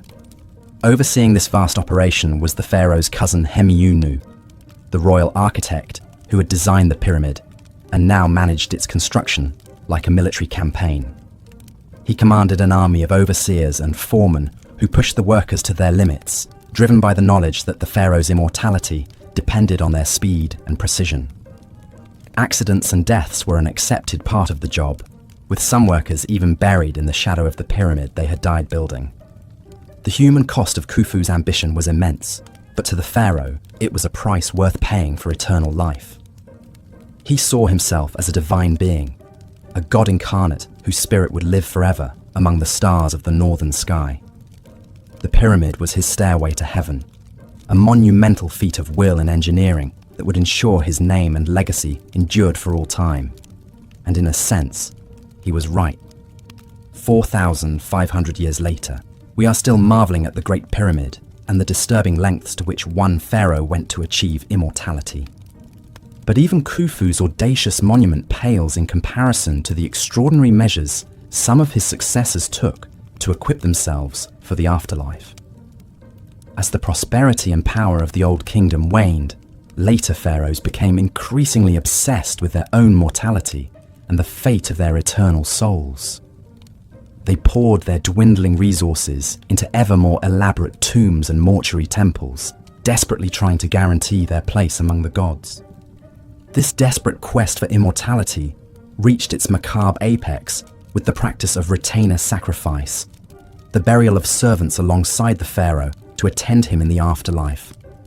The most chilling example comes from the tomb of the First Dynasty pharaoh Jer at Abydos, where archaeologists uncovered the remains of 318 individuals, men, women, and even children, who had been sacrificed and buried in neat rows outside the king's funerary enclosure. The scale of the carnage is staggering, the largest known case of human sacrifice in ancient Egypt. The victims appear to have been palace servants, members of the royal household who were selected to serve the king in death as they had in life. They were likely killed by strangulation or a blow to the head, their bodies hastily mummified and buried with minimal grave goods. Some were even interred in coffins bearing their own names, a poignant reminder of their individual identities and the violent fate that awaited them. What could have motivated such a mass slaughter? For the pharaoh and his priests, it was a natural extension of the king's divine power, his ability to command obedience and service, even beyond the grave. The servants were seen as privileged to be chosen for this sacred duty, their sacrifice a necessary part of ensuring the pharaoh's eternal well-being. But one can only imagine the terror and despair of those selected, knowing they would soon be joining their master in death. This disturbing practice appears to have been relatively short-lived, dying out by the end of the Old Kingdom. But it speaks to the incredible power and allure of the afterlife in ancient Egyptian culture, and the extreme lengths to which some pharaohs would go to secure their place in it. The idea of an eternal existence beyond death, where the pharaoh would reign supreme among the gods, was so intoxicating that it justified even the most horrific acts of violence and sacrifice. And it wasn't just human servants who. As the centuries passed, ancient Egypt's New Kingdom period gave way to the Late Period, a time of foreign invasions and rule by outside powers. The Libyans, Nubians, Assyrians and Persians all took their turn at the helm, wresting control of Egypt from native pharaohs. But perhaps no foreign power left quite as indelible a mark as Alexander the Great and the Greek Macedonian Ptolemaic dynasty he left in his wake. In 332 BC, Alexander the Great swept into Egypt, wresting it from Persian control. After being crowned pharaoh in Memphis, he founded the great seaside city of Alexandria, soon to become a cosmopolitan center of Greek culture and learning. But Alexander's reign as pharaoh was cut short by his untimely death in 323 BC. In the chaotic aftermath, his general Ptolemy Wunsota seized control of Egypt, installing himself as the first pharaoh of the Ptolemaic dynasty that would rule for the next 275 years. The Ptolemaic pharaohs were a fascinating fusion of Greek and Egyptian culture. They adopted many Egyptian royal traditions and religious practices to legitimize their rule in the eyes of their subjects.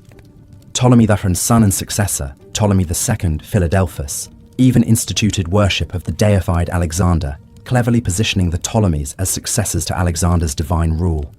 Yet at the same time, the Ptolemies remained resolutely Greek, marrying their siblings in the Egyptian royal tradition, but giving their children Greek names and hiring Greek architects to reshape Alexandria's landscape in the style of their homeland.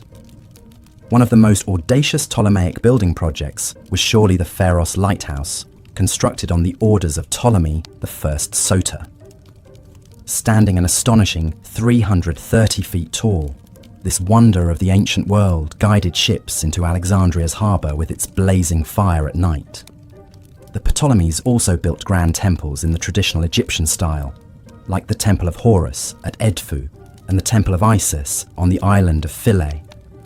But they added their own Greek flourishes, inscribing their names in hieroglyphs, but also Greek on temple walls. The most famous Ptolemaic pharaoh of all was of course Cleopatra VII, the last pharaoh of ancient Egypt. But the Ptolemaic dynasty's notorious incestuous marriages produced more than one ambitious, powerful queen over the centuries. Take Berenice II, wife of Ptolemy III Euergetes. When her husband left to fight in the Third Syrian War in 246 BC, Berenice vowed to the goddess Aphrodite that she would cut off her long, luxurious hair if Ptolemy returned home safely. And she made good on her promise, placing her shorn tresses in Aphrodite's temple. The hair later mysteriously vanished, but court astronomer Conon of Samos, perhaps trying to get back in the queen's good graces, claimed that Aphrodite had been so touched by the offering that she placed Berenice's hair in the sky as the constellation Coma Berenices, or Berenice's hair. The Ptolemaic pharaohs were also no strangers to court intrigues and power struggles. One of the most dramatic examples came after the death of Ptolemy IV in 204 BC. His young son, Ptolemy V, not even 6 years old, was next in line for the throne. But the boy king's regents, Agathocles and Sosibius, weren't about to give up their influence and power. They did the unthinkable, having the young pharaoh's mother, Arsinoe, murdered to secure their own positions. The common people, who had loved Queen Arsinoe, were outraged when they got wind of the sordid plot. They besieged the royal palace, dragging Agathocles and his family out and lynching them in the street.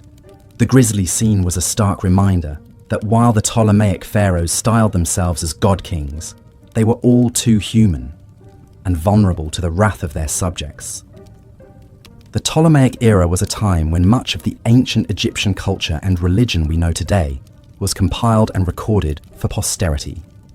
The Ptolemies were great patrons of the arts, sciences, and literature. It was at the Great Library of Alexandria that Manetho, an Egyptian priest and historian, wrote his Egyptiaca. This 3-volume work, now largely lost, compiled the first comprehensive list of Egyptian pharaohs and divided their reigns into 30 dynasties. The framework we still use to parse ancient Egyptian chronology today, and it was under the Ptolemies that the Egyptian priest scribe Hor of Sebennytos penned a fascinating papyrus that has come to be known as the Dream Book. This enigmatic text lists nearly 200 different dreams and their supposed meanings. Some are rather mundane, like dreaming of eating figs, indicating the dreamer will come into money. But others are more sinister omens, like dreaming of being burned alive, signaling great danger ahead. The Ptolemaic dynasty ended with the tragic demise of its most famous queen, Cleopatra VII, in 30 BC. After picking the losing side in the Roman Civil War between Mark Antony and Octavian, Cleopatra took her own life, allegedly by the bite of a poisonous asp, rather than be paraded through the streets of Rome as a war trophy. With Cleopatra's death, the long line of divine pharaohs finally came to a close, and Egypt became a province of the Roman Empire. But the 3,000-year legacy the pharaohs left behind still endures. Every magnificent monument, every golden tomb treasure, every tall tale recorded on temple walls or papyrus scrolls has kept their larger-than-life stories alive. The pharaohs built ancient Egypt into a flourishing civilization that has captured imaginations for millennia, and will likely continue to do so for as long as the pyramids still stand. The mystique of the pharaohs lies in how, even at the distance of thousands of years, they still seem to straddle the line between gods and mortals, the natural and supernatural. The truth is, the pharaohs were both extraordinary and all too human. They performed mind-boggling feats of engineering, artistic, and cultural achievement that have rarely been matched. But they could also be petty, superstitious, ruthless, and tyrannical. They were a bundle of fascinating contradictions, chasing immortality while grappling with all the flaws and frailties of being human. So perhaps that's why, for all their power and pomp, the pharaohs still speak to us today. Their outsized lives are like monuments to the human condition itself, the soaring triumphs and the devastating lows that have defined the mortal experience since the dawn of civilization. The life of a pharaoh was one of immense power and privilege, but also one governed by strict religious duties and rituals. From the moment he awoke in his opulent palace, a pharaoh's day was meticulously planned and scheduled, with little room for spontaneity or personal indulgence. The pharaoh's morning routine was an elaborate affair, with teams of servants attending to his every need. He would be washed, perfumed, and dressed in fine linens before donning the various crowns and symbols of his divine office. The distinctive double crown, or pshent, combined the white crown of Upper Egypt and the red crown of Lower Egypt, symbolizing the pharaoh's dominion over the unified land. But even in these mundane morning rituals, there was an undercurrent of magic and superstition. The pharaoh's clothing was imbued with powerful symbolism and believed to confer divine protection. Every cosmetic and item of jewelry had deep spiritual significance. Even the pharaoh's daily ablutions were a sacred rite, with priests reciting spells and incantations as sacred water from the Nile was poured over his head. With his regalia in place, the pharaoh would then consume a light breakfast before beginning his packed schedule of daily duties. As the earthly embodiment of the god Horus, one of the pharaoh's most vital roles was as the supreme religious leader of Egypt. He was responsible for maintaining Ma'at, the cosmic order and balance, through his divine intercession with the gods. This meant that a significant portion of the pharaoh's day was taken up with religious ceremonies and temple rituals. He would make offerings to the gods, perform libations, and recite the necessary incantations to ensure the continued favor of the divine realm. These rituals were not just symbolic, but were believed to have a real and tangible impact on the prosperity and stability of Egypt. But the pharaoh was not just a religious figurehead. He was also the supreme political ruler of one of the most powerful empires of the ancient world. After his religious duties were complete, he would hold court and meet with his advisors to discuss matters of state. The pharaoh had the final say on all issues of law, taxation, trade, and foreign policy. He would also hear petitions from his subjects and dispense justice as he saw fit. The concept of Ma'at extended to social order as well as cosmic balance, and the pharaoh was the ultimate arbiter of this earthly harmony. His word was quite literally law, and his judgments were considered infallible and incontestable. However, even with all of these weighty responsibilities, the pharaoh still had time for leisure and pursuits befitting his exalted status. He might go hunting in the lush marshes along the Nile, or enjoy a sumptuous banquet with his courtiers and foreign dignitaries. Some pharaohs, like Amenhotep II, were known for their athletic prowess and would showcase their skills in archery or chariot racing. But even in these moments of relaxation, the pharaoh was never truly at ease. His life was governed by a strict code of behavior and a constant awareness of his divine role. Every action, every word, every decision was freighted with meaning and consequence.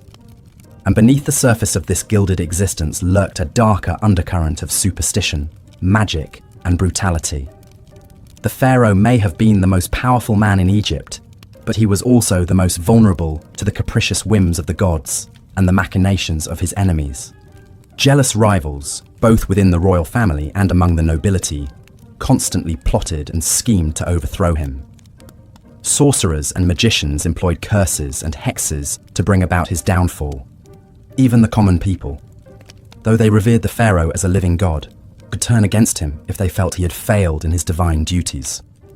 To protect against these myriad threats, both real and supernatural, the pharaoh relied on a complex web of magic and ritual. He wore amulets and talismans imbued with protective spells, and his food and drink were tested for poison by trusted servants. His palace was warded against evil spirits, and his bedchamber was guarded by the most loyal and fearsome of his warriors. But even with all of these precautions, the life of a pharaoh was a precarious one. The annals of Egyptian history are filled with the stories of pharaohs who met untimely and often gruesome ends, from assassination and warfare to disease and dark sorcery. In the end, the pharaoh was as much a prisoner of his divine role as he was its beneficiary. For all of his power and privilege, he was ultimately a slave to the crushing weight of tradition, superstition, and the unyielding expectations of his gods and his people. The life of a pharaoh was indeed a gilded cage, opulent and glittering on the outside, but constricting and suffocating within.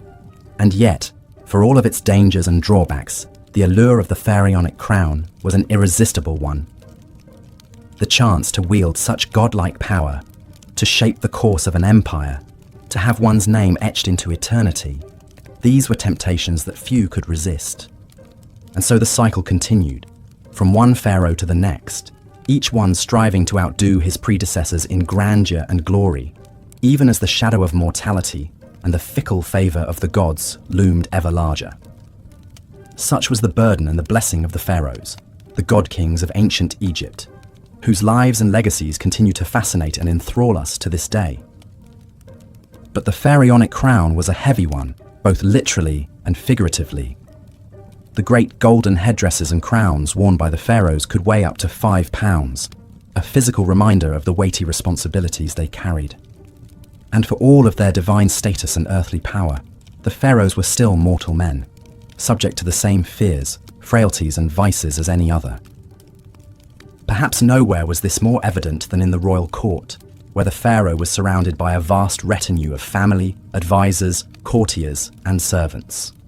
While the pharaoh may have been the supreme ruler of Egypt, he still had to navigate the treacherous waters of court politics and intrigue on a daily basis. At the center of this was the royal family itself.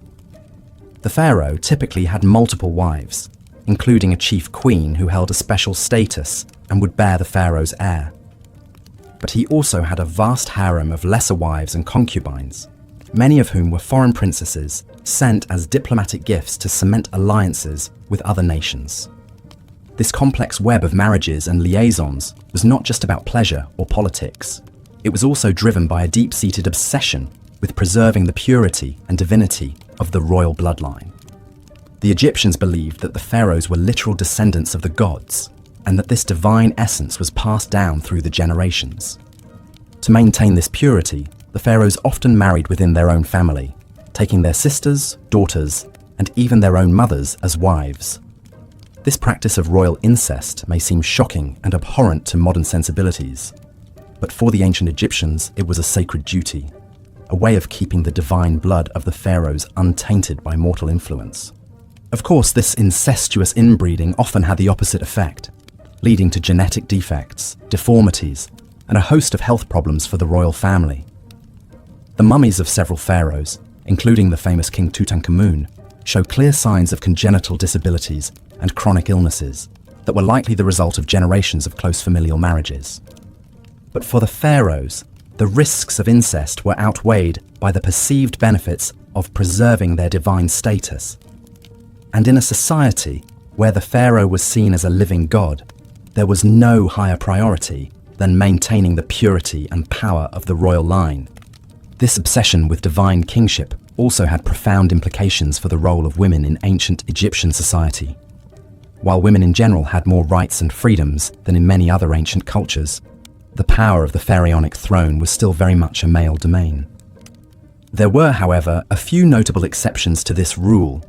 Perhaps the most famous of these was Hatshepsut, a queen who took on the full powers and regalia of a pharaoh and ruled Egypt in her own right for over 2 decades. Hatshepsut was a master politician and propagandist, commissioning statues and monuments that depicted her as a powerful and legitimate ruler, complete with the traditional false beard worn by male pharaohs. She even went so far as to have herself portrayed as a male in many of her official depictions, a way of asserting her divine right to rule. But Hatshepsut's reign was the exception rather than the rule, and her successor Thutmose III went to great lengths to erase her memory and her monuments after her death. For the most part, the divine kingship of the pharaohs remained a strictly masculine affair, with women relegated to supporting roles as queens, mothers, and daughters.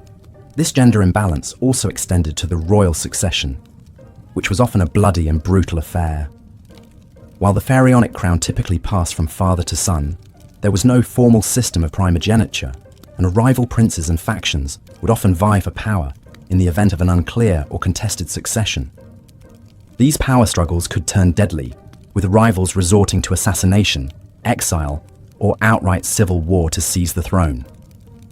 The most famous example of this was perhaps the mysterious death of Tutankhamun, who many historians believe was murdered by his advisor and successor, A, in order to clear the path for his own ascension. Even when the succession was clear, the new pharaoh often faced challenges and threats to his rule from within his own family.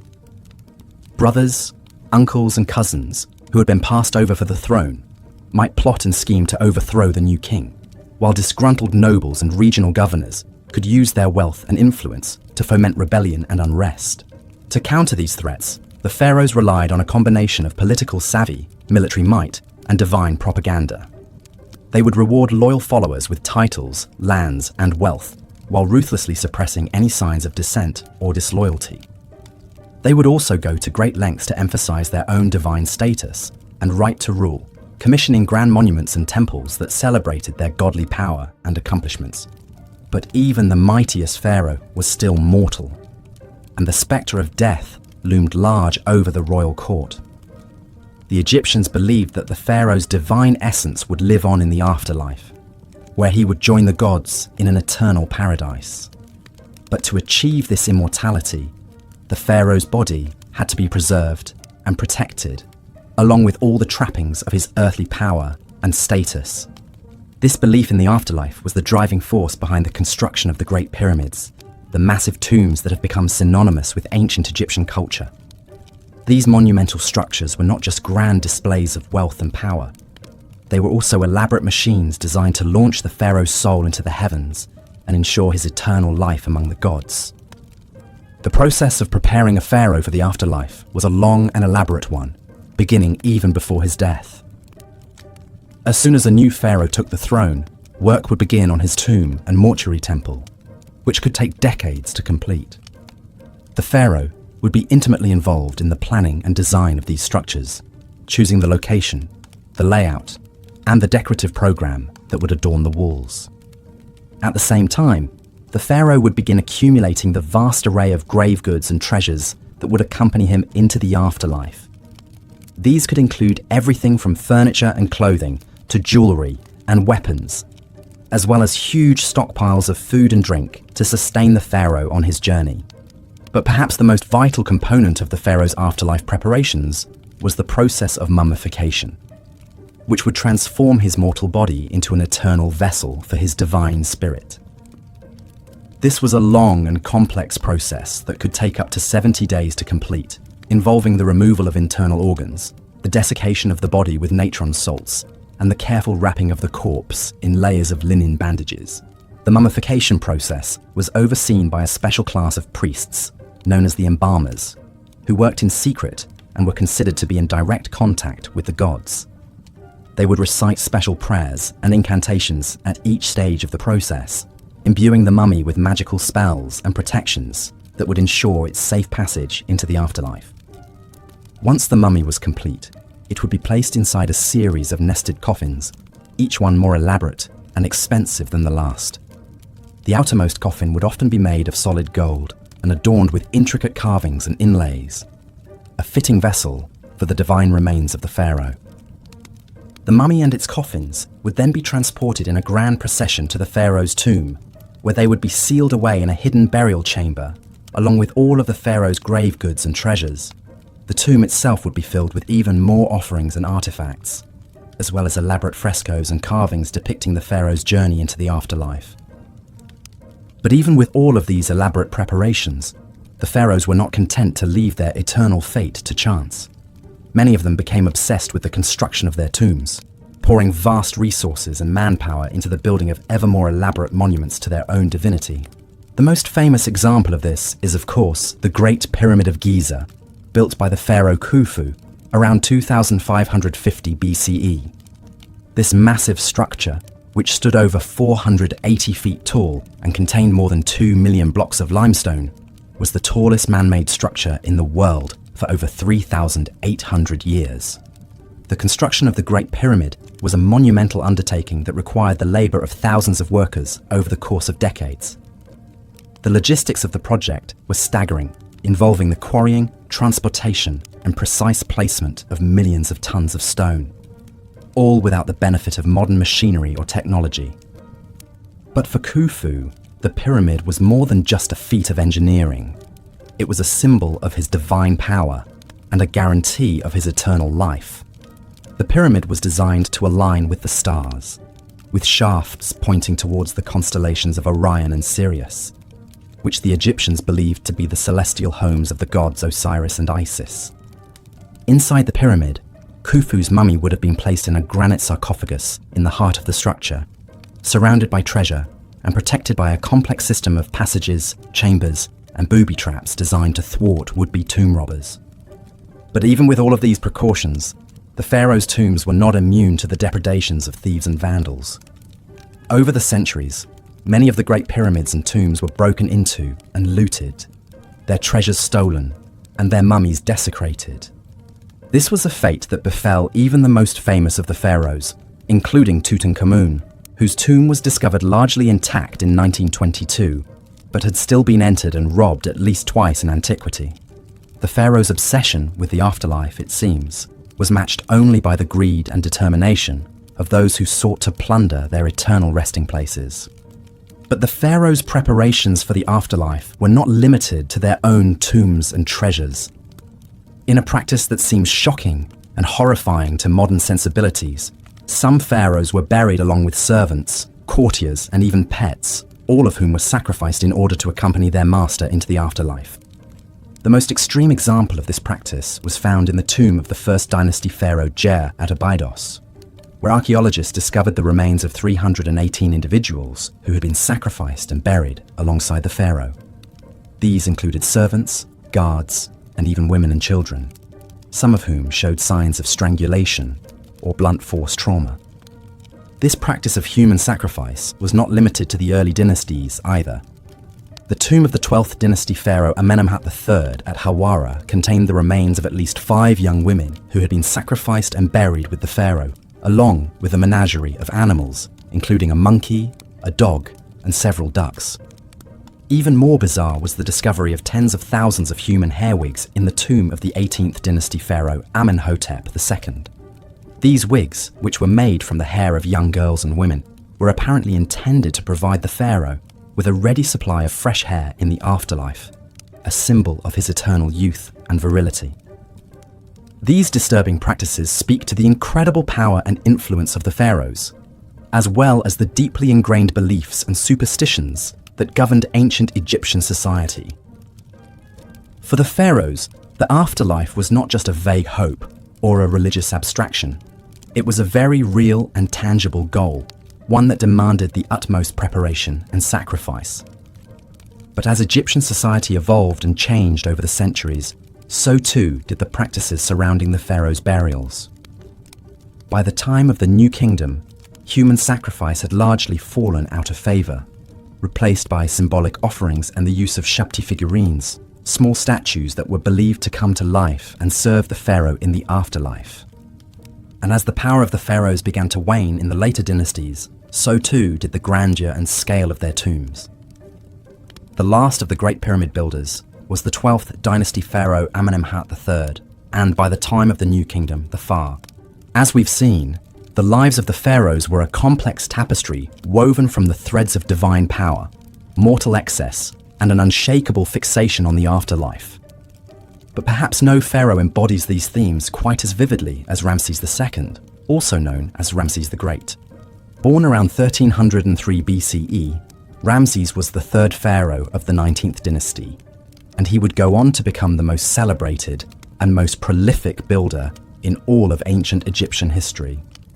He ruled for an astonishing 66 years, fathered over 100 children, and left an indelible mark on the landscape of Egypt with his colossal building projects. From the moment he took the throne, Ramses set out to immortalize his legacy in stone. He didn't just build temples and monuments, he built cities. His capital, Ramses, was a sprawling metropolis in the Nile Delta, adorned with lush gardens, stately palaces, and of course, towering statues of Ramses himself. The city was a testament to Ramses' wealth, power, and unrivaled ego. But Ramses didn't just build on a grand scale. He built with a singular purpose: to ensure his own glorification and immortality. Every temple, every obelisk, every statue was emblazoned with his name and his image. He even went so far as to carve his own likeness into existing monuments, often over the names of previous pharaohs. In Ramses' world, there was room for only one god on earth, and that god was Ramses. Of course, all this self-aggrandizement didn't come cheap. Ramses' building projects required vast amounts of labor and resources, much of it carried out by slaves and prisoners of war. The lives of these workers were hard and often short, spent toiling in the blistering heat of the desert sun. But to Ramses, their suffering was a small price to pay for the glory of his eternal legacy. And what a legacy it was! From the magnificent temples of Abu Simbel to the sprawling complex of Karnak, Ramses left his mark on nearly every corner of Egypt. His reign saw military triumphs like the Battle of Kadesh against the Hittites, as well as monumental building achievements like the completion of the Great Hypostyle Hall at Karnak, a forest of 134 massive columns covering an area of 54,000 square feet. But perhaps Ramses' most enduring legacy is the very fact that we know so much about him at all.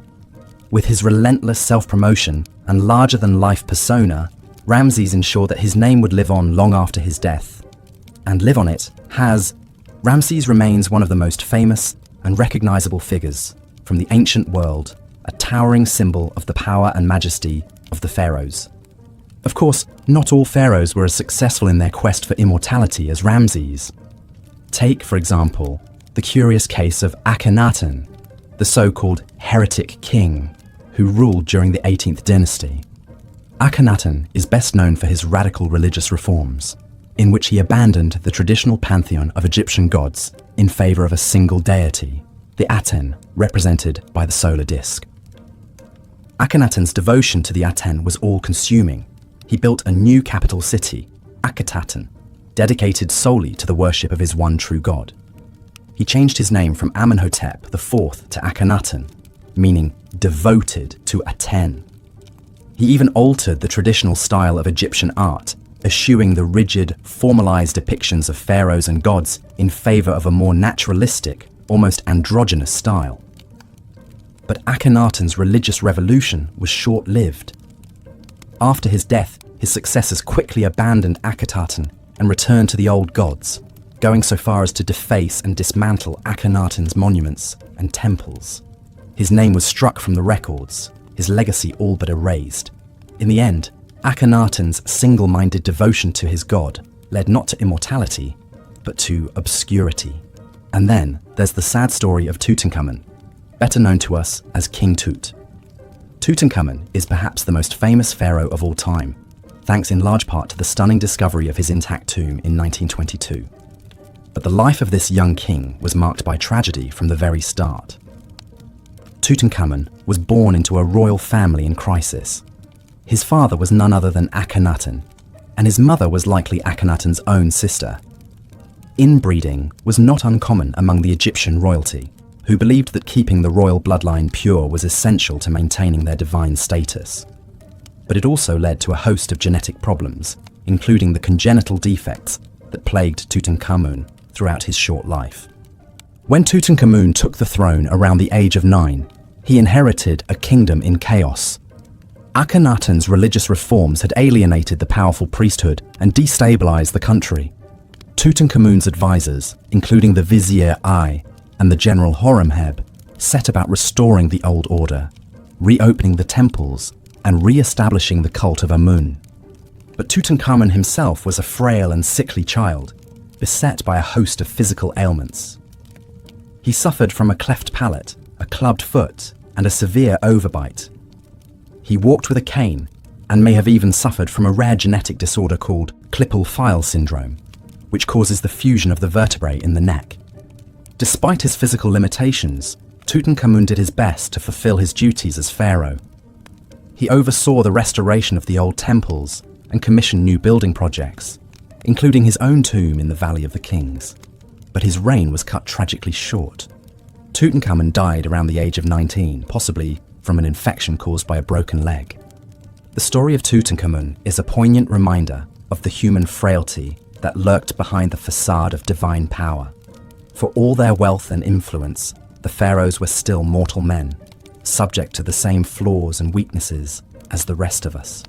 And yet, through the enduring legacy of their tombs and their treasures, they achieved a kind of immortality after all, not as gods, but as enduring symbols of a fascinating and mysterious world that continues to captivate us to this day. As we've journeyed through the lives of these legendary rulers, from the excesses of Ramses to the enigma of Akhenaten to the tragedy of Tutankhamun, one thing becomes clear. The pharaohs were as complex and multifaceted as the civilization they ruled. They were gods and men, builders and destroyers, visionaries and tyrants.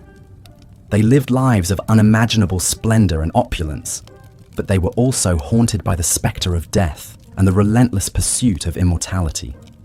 In the end, perhaps it is this very complexity that makes the pharaohs so endlessly fascinating to us. They were not just historical figures, but mythic archetypes, embodying the timeless themes of power, ambition, and the search for meaning in the face of mortality. And through the enduring legacy of their monuments and their stories, they continue to speak to us across the millennia, whispering secrets of a world long vanished but never truly lost. As we marvel at the pyramids and the temples, the golden masks and the hieroglyphic inscriptions, we are reminded of the indomitable human spirit that drove these ancient kings to reach for the stars. And we are humbled by the realization that, for all their godlike power, they were ultimately as mortal as the rest of us, subject to the same joys and sorrows, triumphs and tragedies that define the human experience. So let us pay tribute to the pharaohs, those towering figures who shaped the course of history and left an indelible mark on the sands of time. Let us remember them not just as distant mythical figures, but as flesh and blood human beings, with all their flaws and foibles, their dreams and their despairs. And let us learn from their stories, both the inspiring and the cautionary, as we navigate our own paths through the shifting sands of life. For in the end, the legacy of the pharaohs is not just a matter of bricks and mortar, gold and granite. It is a testament to the enduring power of the human spirit, to our unquenchable thirst for meaning and purpose, for beauty and transcendence. And it is a reminder that, no matter how mighty we may become, we are all part of a tapestry far greater and more enduring than any one of us can ever hope to be. So let us give thanks for the pharaohs, and for all those who came before and after them, who strived and struggled and left their mark upon the world. And let us carry their stories with us as we venture forth into the unknown, armed with the wisdom of the ages and the courage of our convictions. For in the end, the measure of a life is not in the splendor of its monuments or the grandeur of its tombs, but in the love and compassion we show to one another, and in the legacy of hope and resilience we leave behind. And in this, the pharaohs, for all their flaws and failings, have much to teach us still. As we delve deeper into the shadowy world of the pharaohs, we must also acknowledge the intricate web of royal relationships and rivalries that shape their lives and legacies. Behind the gilded facades of the palaces, a complex tapestry of family dynamics, political alliances, and power struggles played out, often with devastating consequences. At the heart of the royal household was the pharaoh's inner circle of queens, concubines, and children. While the pharaoh was the supreme ruler, his queens could wield significant influence, particularly if they bore him a male heir. The great royal wife, or chief queen, held a privileged position and might even rule as regent if the pharaoh died before his successor came of age. Such was the case with Hatshepsut, who boldly assumed the full powers and regalia of a pharaoh herself after the death of her husband, Thutmose II. But alongside these influential queens were countless lesser wives and concubines who populated the royal harem. These women, often from noble families or foreign princesses sent to cement diplomatic ties, vied for the pharaoh's favor and the chance to bear his children. The royal court buzzed with gossip, intrigue, and shifting alliances as different factions jockeyed for position. Most disturbing of all were the instances of incest that occurred within the royal family. Pharaohs often married their own sisters or half-sisters, and occasionally even their daughters, to keep the royal bloodline pure. It was believed that the pharaoh, as a living god, could only beget a legitimate heir through union with another divinity, even if that meant keeping it in the family. This practice may have contributed to genetic disorders and abnormalities in some royal offspring. Of course, not all royal siblings married each other. Some rivalries between princes and princesses burned red hot, exploding into murderous power grabs. Take, for example, the suspected plot by Ramses III's secondary wife Tiye to assassinate the pharaoh and install her own son, Pentawere, on the throne instead of the chosen crown prince Ramses IV. Ancient papyrus court records paint a chilling picture of a harem conspiracy that ended in convictions and executions. Even the legendary Cleopatra VII, last of the Ptolemaic dynasty, was no stranger to ruthless family rivalries. She allegedly had her own younger sister Arsinoe IV murdered to solidify her claim to the throne. In a world where royal blood was both a ticket to power and a reason to be eliminated by one's rivals, perhaps the frequent depictions of the pharaoh smiting his enemies take on an even darker meaning. But beyond the backstabbing intrigues of the royal court, the pharaoh's family relationships could also be touchingly human. Ramses II, for instance, honored his chief queen Nefertari with a lavishly decorated tomb and a magnificent temple at Abu Simbel. And even the oft-vilified Akhenaten, who upended Egyptian religion and art during his reign, is shown in tender scenes with his wife Nefertiti and their daughters. In the end, perhaps these familial bonds offered a bit of solace and sanity in the gilded cage of the royal palace. But make no mistake, being a pharaoh's relative was a double-edged sword that could cut short even the most regal life. From the incestuous unions to the cutthroat rivalries, the twisted family trees of the pharaohs bore strange and often poisonous fruit. The royal family was the most exclusive club in ancient Egypt, and possibly the most dangerous. As we turn now to examine the pharaoh's exalted role as a living god on earth, keep in mind the tangled human relationships that lurked beneath that lofty divine surface. The pharaoh may have been the sun around which the Egyptian universe revolved, but the gravity of family and political forces also yanked him in unpredictable directions, even as he strove to maintain cosmic order and harmony. In the worldview of the ancient Egyptians, the pharaoh was no mere mortal ruler. He, or in rare cases she, was a living god, the divine embodiment of the falcon-headed sky god, Horus on earth. As the intermediary between the heavenly realm of the gods and the earthly domain of humans, the pharaoh played a vital role in maintaining Ma'at, the cosmic order, balance, and justice that held chaos at bay. This concept of divine kingship elevated the pharaoh to a superhuman status and imbued his every action with cosmic significance.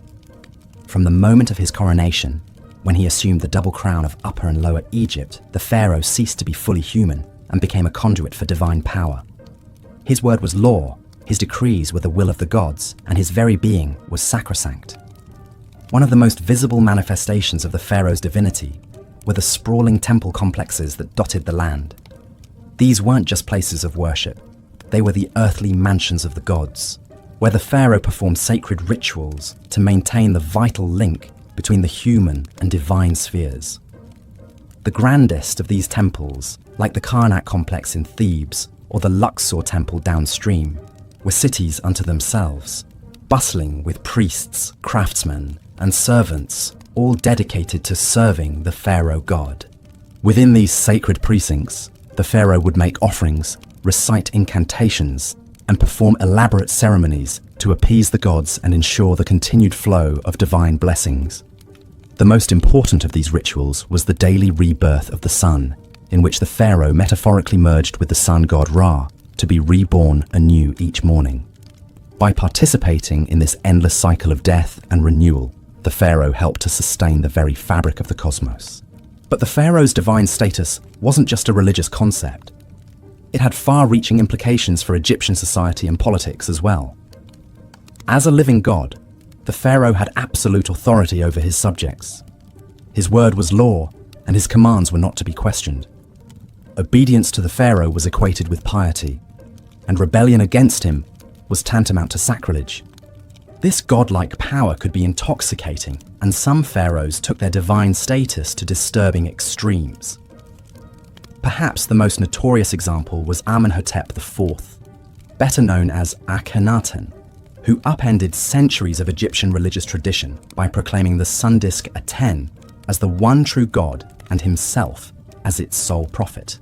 In a burst of religious fervor, Akhenaten ordered the names and images of other gods to be erased, close their temples, and even move the capital to a remote desert site he called Akhenaten, or Horizon of the Aten.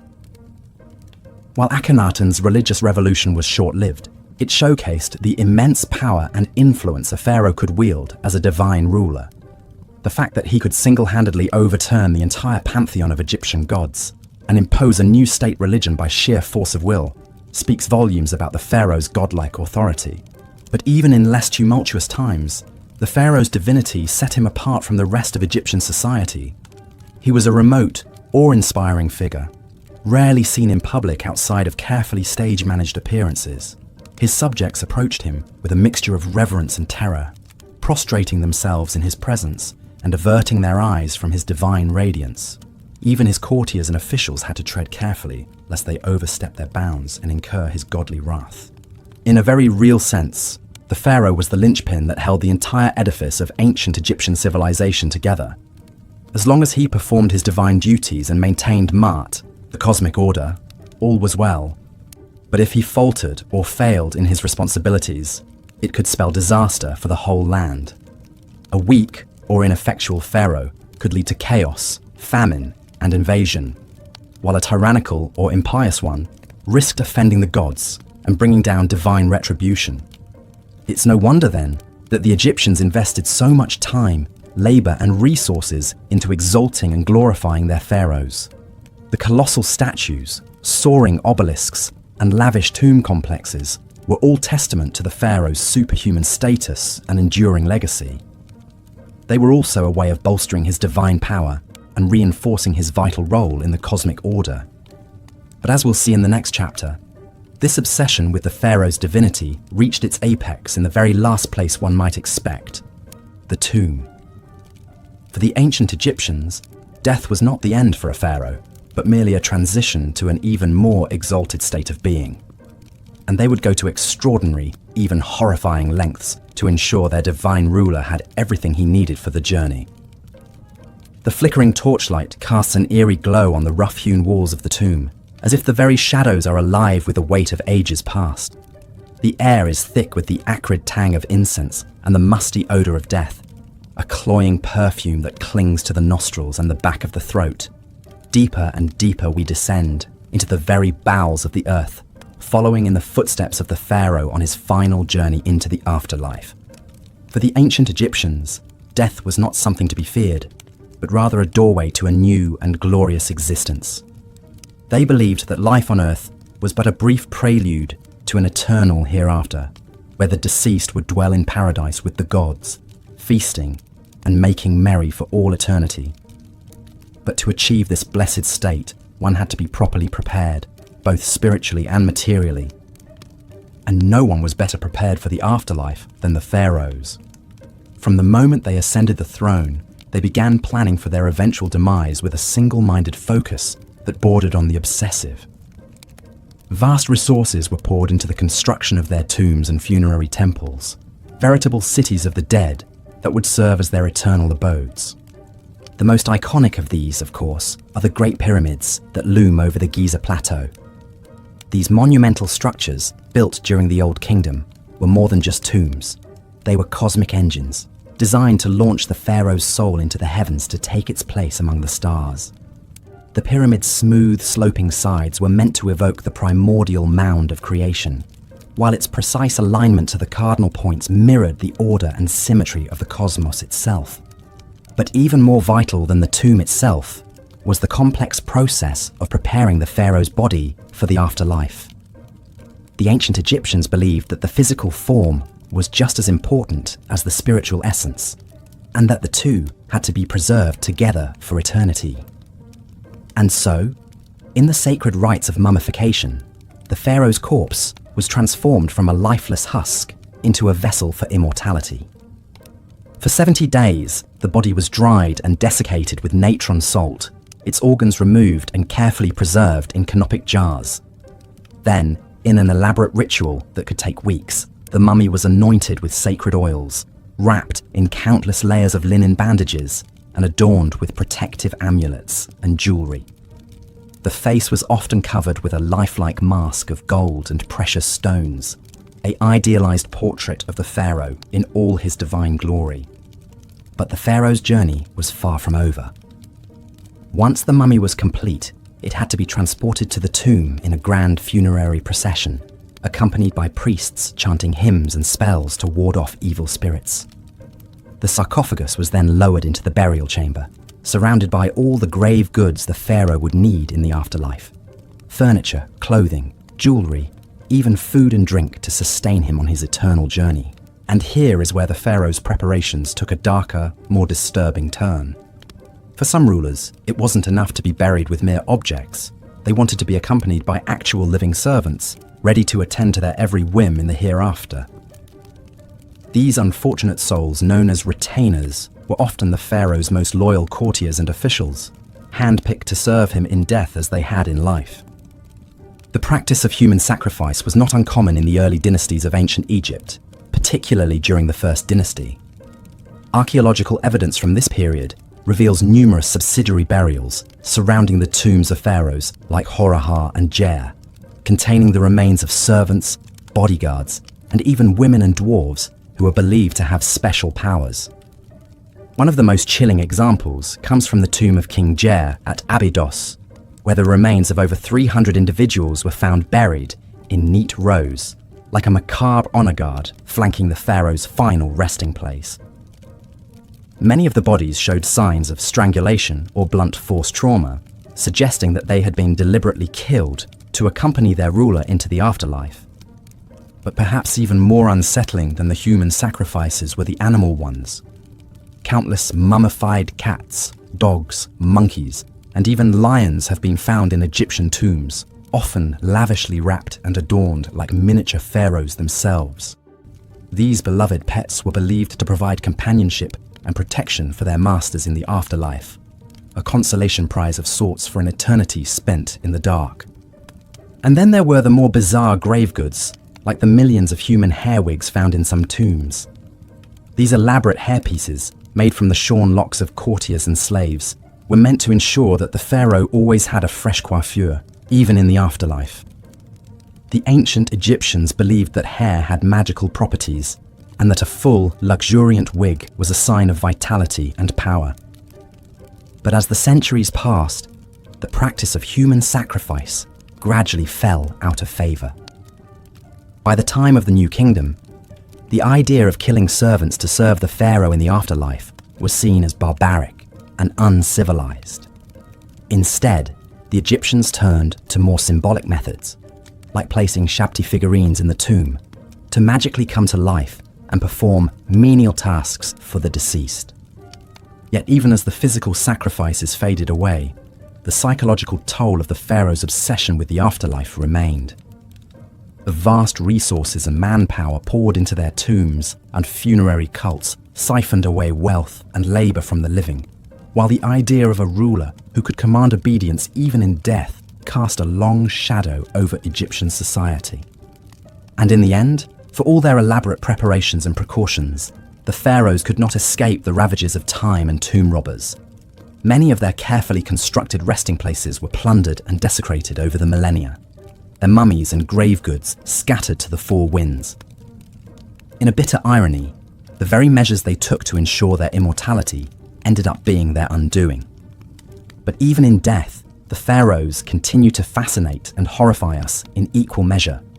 Their mummies, with their uncanny lifelike expressions and aura of ancient power, have become the stuff of legend and popular culture. And as we peer into their tombs and sarcophagi, we cannot help but feel a shiver of awe and revulsion at the lengths they went to in pursuit of eternal life. For the pharaohs, death was not the end, but merely the beginning of a new and glorious existence. But as we have seen, that existence came at a terrible cost, measured in human lives and labors. And in the end, perhaps the most disturbing thing about the pharaoh's afterlife obsession is not what it says about them, but what it says about us, and our own deep-seated fears and fascinations with the great beyond. As we emerge from the Stygian depths of the pharaoh's tombs, blinking in the harsh light of the modern day, we cannot help but feel a sense of vertigo, a disorientation at the vast gulf of time and culture that separates us from these ancient god-kings. And yet, for all their alienness and inscrutability, there is something strangely familiar about them too. A recognition of the eternal human struggle against the forces of death and decay. In our own way, we are all pharaohs, building our own metaphorical pyramids and filling our own virtual tombs with the trappings of our earthly existence. We may not command armies of servants or erect colossal monuments to our own divinity, but we are all engaged in the same basic quest for meaning and immortality in the face of the void. And so, as we bid farewell to the pharaohs and their haunted realm, let us take a moment to reflect on the enduring power of their legacy. For all their flaws and foibles, these ancient rulers left an indelible mark on human history and the human imagination, one that continues to resonate down through the ages. In the end, perhaps the most fitting tribute to the pharaohs is not the gold and grandeur of their tombs, but the simple fact that we are still talking about them, still trying to unravel the mysteries of their lives and deaths, thousands of years after they walked the earth. In a way, they have achieved the very thing they sought so desperately in life, a kind of immortality, a persistence in memory and myth that transcends the bounds of time and space. And so, let us raise a metaphorical glass to the pharaohs, those strange and terrible demigods who ruled over the sands of Egypt so long ago. May they rest in peace, secure in the knowledge that their names and deeds will never be forgotten, as long as there are those who seek to peer into the shadows of the past and grapple with the eternal questions of life, death, and what lies beyond. As we've seen, the pharaohs of ancient Egypt lived lives of luxury, power, and religious devotion unparalleled in the ancient world. But for all their godlike status and opulence, one disquieting fact remained. Even the great pharaohs could not escape the inevitability of death. And it was their obsessive preparations for the afterlife that would come to dominate much of their time, resources, and labor during their reigns. The Egyptian preoccupation with death and what lay beyond stemmed from their belief in an eternal afterlife. They envisioned a paradise where they would continue to live as they had on earth, engaging in the same daily routines and pastimes. But to achieve this immortality, great pains had to be taken to preserve the body and provide all the necessities the deceased pharaoh would need. This is where the famous Egyptian practice of mummification comes in. The elaborate process could take up to 70 days and involved removing internal organs, drying out the body with natron salt, and wrapping it in layers of linen. Performed by skilled embalmers, mummification was a vital step to ensure the pharaoh's body would remain intact for the afterlife. But a well-preserved mummy wasn't enough. The eternal pharaoh would also need food, clothing, furniture, jewelry, and entertainment to sustain and occupy them. Enter the grave goods. Tombs were packed with all manner of worldly possessions, from basic necessities to intricate works of art. The famous golden death mask of Tutankhamun is just one example of the literal treasures the pharaohs took with them. Even more important than the mummy and grave goods, however, was the tomb itself. The ancient Egyptians believed that to enter the afterlife, the pharaoh's spirit had to have a place to return to and recognize as home. This is why they expended such effort to create indestructible, impenetrable tombs filled with everything the deceased would need. We've marveled at the pyramids of Giza, but they are only the beginning when it comes to the pharaonic obsession with monumental tomb building. In the Valley of the Kings near Thebes, later pharaohs abandoned the conspicuous pyramids and instead carved their tombs deep into the mountains. These sprawling, rocky tunnel systems were designed to foil grave robbers and protect the pharaoh's spirit for all of eternity. Some pharaohs, though, took their quest for a secure and luxurious afterlife to even greater and more disturbing extremes. The tomb of King Jer from the First Dynasty was found to contain the remains of 318 men and women who had apparently been sacrificed upon his death. These retainer sacrifices were a grim practice where servants, officials, and possibly even family members gave their lives to continue serving the pharaoh in the afterlife. Thankfully, by the time of the New Kingdom, human sacrifice for the pharaoh's afterlife had fallen out of practice. But that didn't stop some from making other bizarre arrangements. Amenhotep II was found buried with millions of human hair wigs, while Ramses II was interred with his beloved pet cat. Even in death, it seems, the pharaohs were loath to give up the extravagant trappings of their divine earthly existence. Of course, for all their painstaking plans and precautions, many pharaonic tombs were looted over the centuries. The fabulous treasures of Tutankhamun's tomb only survived because it was lost and forgotten. But that doesn't take away from the fascinating and, yes, disturbing lengths the pharaohs went to in their quest to cheat death and ensure their immortality. Their tombs, mummies, and the priceless relics interred with them have given us an unparalleled glimpse into one of history's most captivating and enduring cultures. And the mummies of the mighty pharaohs are still yielding their secrets today thanks to modern archaeological science. CT scans and DNA testing are allowing us to virtually unwrap these ancient kings and queens and peer into their lives and lineages like never before. In a way, then, the pharaohs did succeed in securing their immortality, if not quite in the way they intended. Their mortal remains and belongings continue to enthrall and educate us thousands of years later. And as we unravel more mysteries of their world, we come that much closer to understanding the lives and minds of these legendary rulers who held sway over the Nile and still command our imaginations today. But no study of the pharaohs would be complete without also acknowledging some of the most famous and infamous individuals to wear the double crown of Upper and Lower Egypt. Legendary names like Ramses the Great, the indomitable Hatshepsut, the sun-worshipping iconoclast Akhenaten, and the bewitching Cleopatra still conjure vivid images and have come to define our popular conceptions of Egyptian royalty. Ramses II or Ramses the Great, was a king of the 19th dynasty and one of Egypt's most celebrated builders. Reigning for an astonishing 66 years, Ramses left his mark on nearly every ancient Egyptian site still standing from Luxor to Abu Simbel. His mummy reveals a man of regal bearing, strong features, and flaming red hair, and he is believed to have fathered over 100 children in his time. Now that's a kingly legacy.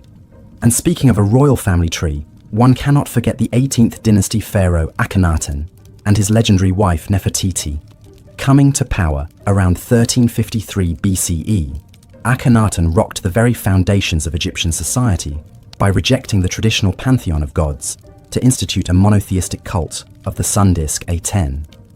He even changed his name from Amenhotep IV to Akhenaten, or devoted to Aten, as part of his religious revolution.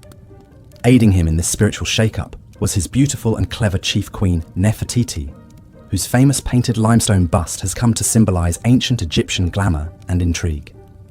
But the Aten experiment was short-lived. After Akhenaten's death, his son, a young king you may have heard of by the name of Tutankhamun, reversed his father's decree and restored the old gods, condemning Akhenaten to the ignoble fate of having his name struck from official records and monuments. Of course, any mention of Egyptian rulers would be incomplete without Cleopatra, the last active pharaoh and Ptolemaic queen who has become the very archetype of the irresistible temptress. But Cleopatra was much more than a mere seductress.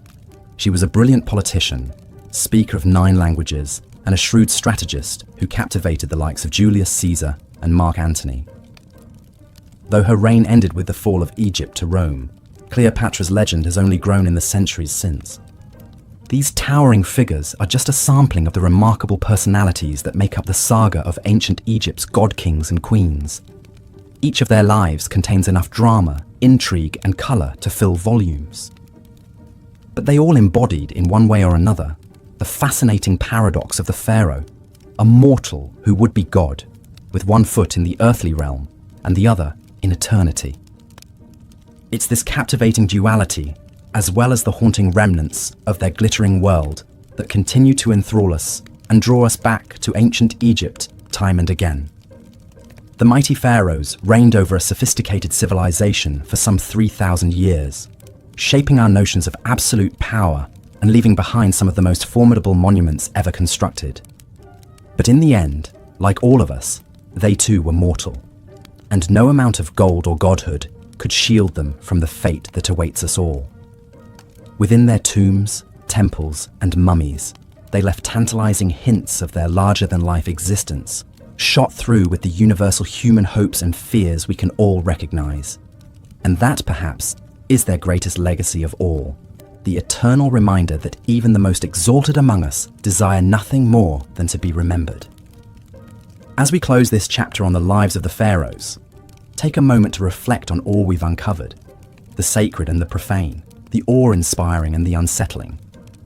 These ancient god-kings have much to teach us still about power, belief, legacy, and the enduring fascination of a long-lost world we are only beginning to understand. The mighty pharaohs, in all their dazzling, dramatic, and disturbing glory, will never cease to captivate us, inviting us to unravel the mysteries of their age and our own. And the inquiring mind will always heed the call to wade deeper into the past, where these legendary rulers await with their eternal secrets. As we've seen, the ancient Egyptian pharaohs lived lives of incredible power and privilege, but also darkness and brutality. From their opulent palaces to their obsessive preparations for the afterlife, these divine rulers shaped every aspect of their kingdom's culture, religion, and history. Even today, thousands of years later, the pharaohs continue to captivate us with their larger-than-life personalities, their monumental building projects, and the enduring mysteries they left behind. New discoveries and advanced scientific techniques are allowing us to unravel their secrets like never before. From the familial relationships revealed by DNA testing of mummies to the complex trade networks traced through isotope analysis. Yet the more we learn about the pharaohs, the more we realize how much we still don't know. What was the true nature of their relationships with their queens and children? How did they really wield their immense power behind closed palace doors? What did they believe would await them in the afterlife they spent so much time and effort preparing for? These questions may never be fully answered, but that's part of what keeps us so endlessly fascinated by these towering figures of history. In a way, the pharaohs achieved their dream of immortality, not just through their elaborate tombs and mummification rituals, but through the indelible mark they left on the human imagination. From the boy king Tutankhamun, to the great warrior Ramses II, to the legendary beauty Cleopatra, the pharaohs continue to loom large in our collective consciousness. Their stories told and retold in countless books, movies, and documentaries. They've become more than historical figures. They've become mythic archetypes, embodying timeless themes of power, ambition, love, and death. In the end, perhaps that's the pharaohs' true legacy, not the treasure-filled tombs or awe-inspiring pyramids they left behind, but the way they've shaped our understanding of what it means to be human. Through their triumphs and failures, their brilliance and their brutality, they remind us of the heights and depths we're all capable of. The eternal human struggle to leave our mark on the world and grapple with our own mortality. So the next time you see an image of a pharaoh, whether it's the iconic death mask of Tutankhamun or a faded hieroglyph carved into an ancient temple wall, take a moment to reflect on the complex, fascinating, and often disturbing world they inhabited. And remember that even the mightiest among us are ultimately subject to the same fundamental questions and challenges that have defined the human experience for millennia. Thank you for joining me on this journey through the lives of the ancient Egyptian pharaohs. I hope you found it as enlightening and captivating as I have. If you enjoyed this video, please consider leaving a like and subscribing to the channel for more deep dives into the most fascinating chapters of human history. Ones that just might change the way you think about your own place in the grand sweep of time. Until next time, sweet dreams of sandy dunes, shimmering Nile waters, and golden burial masks gleaming in the dark.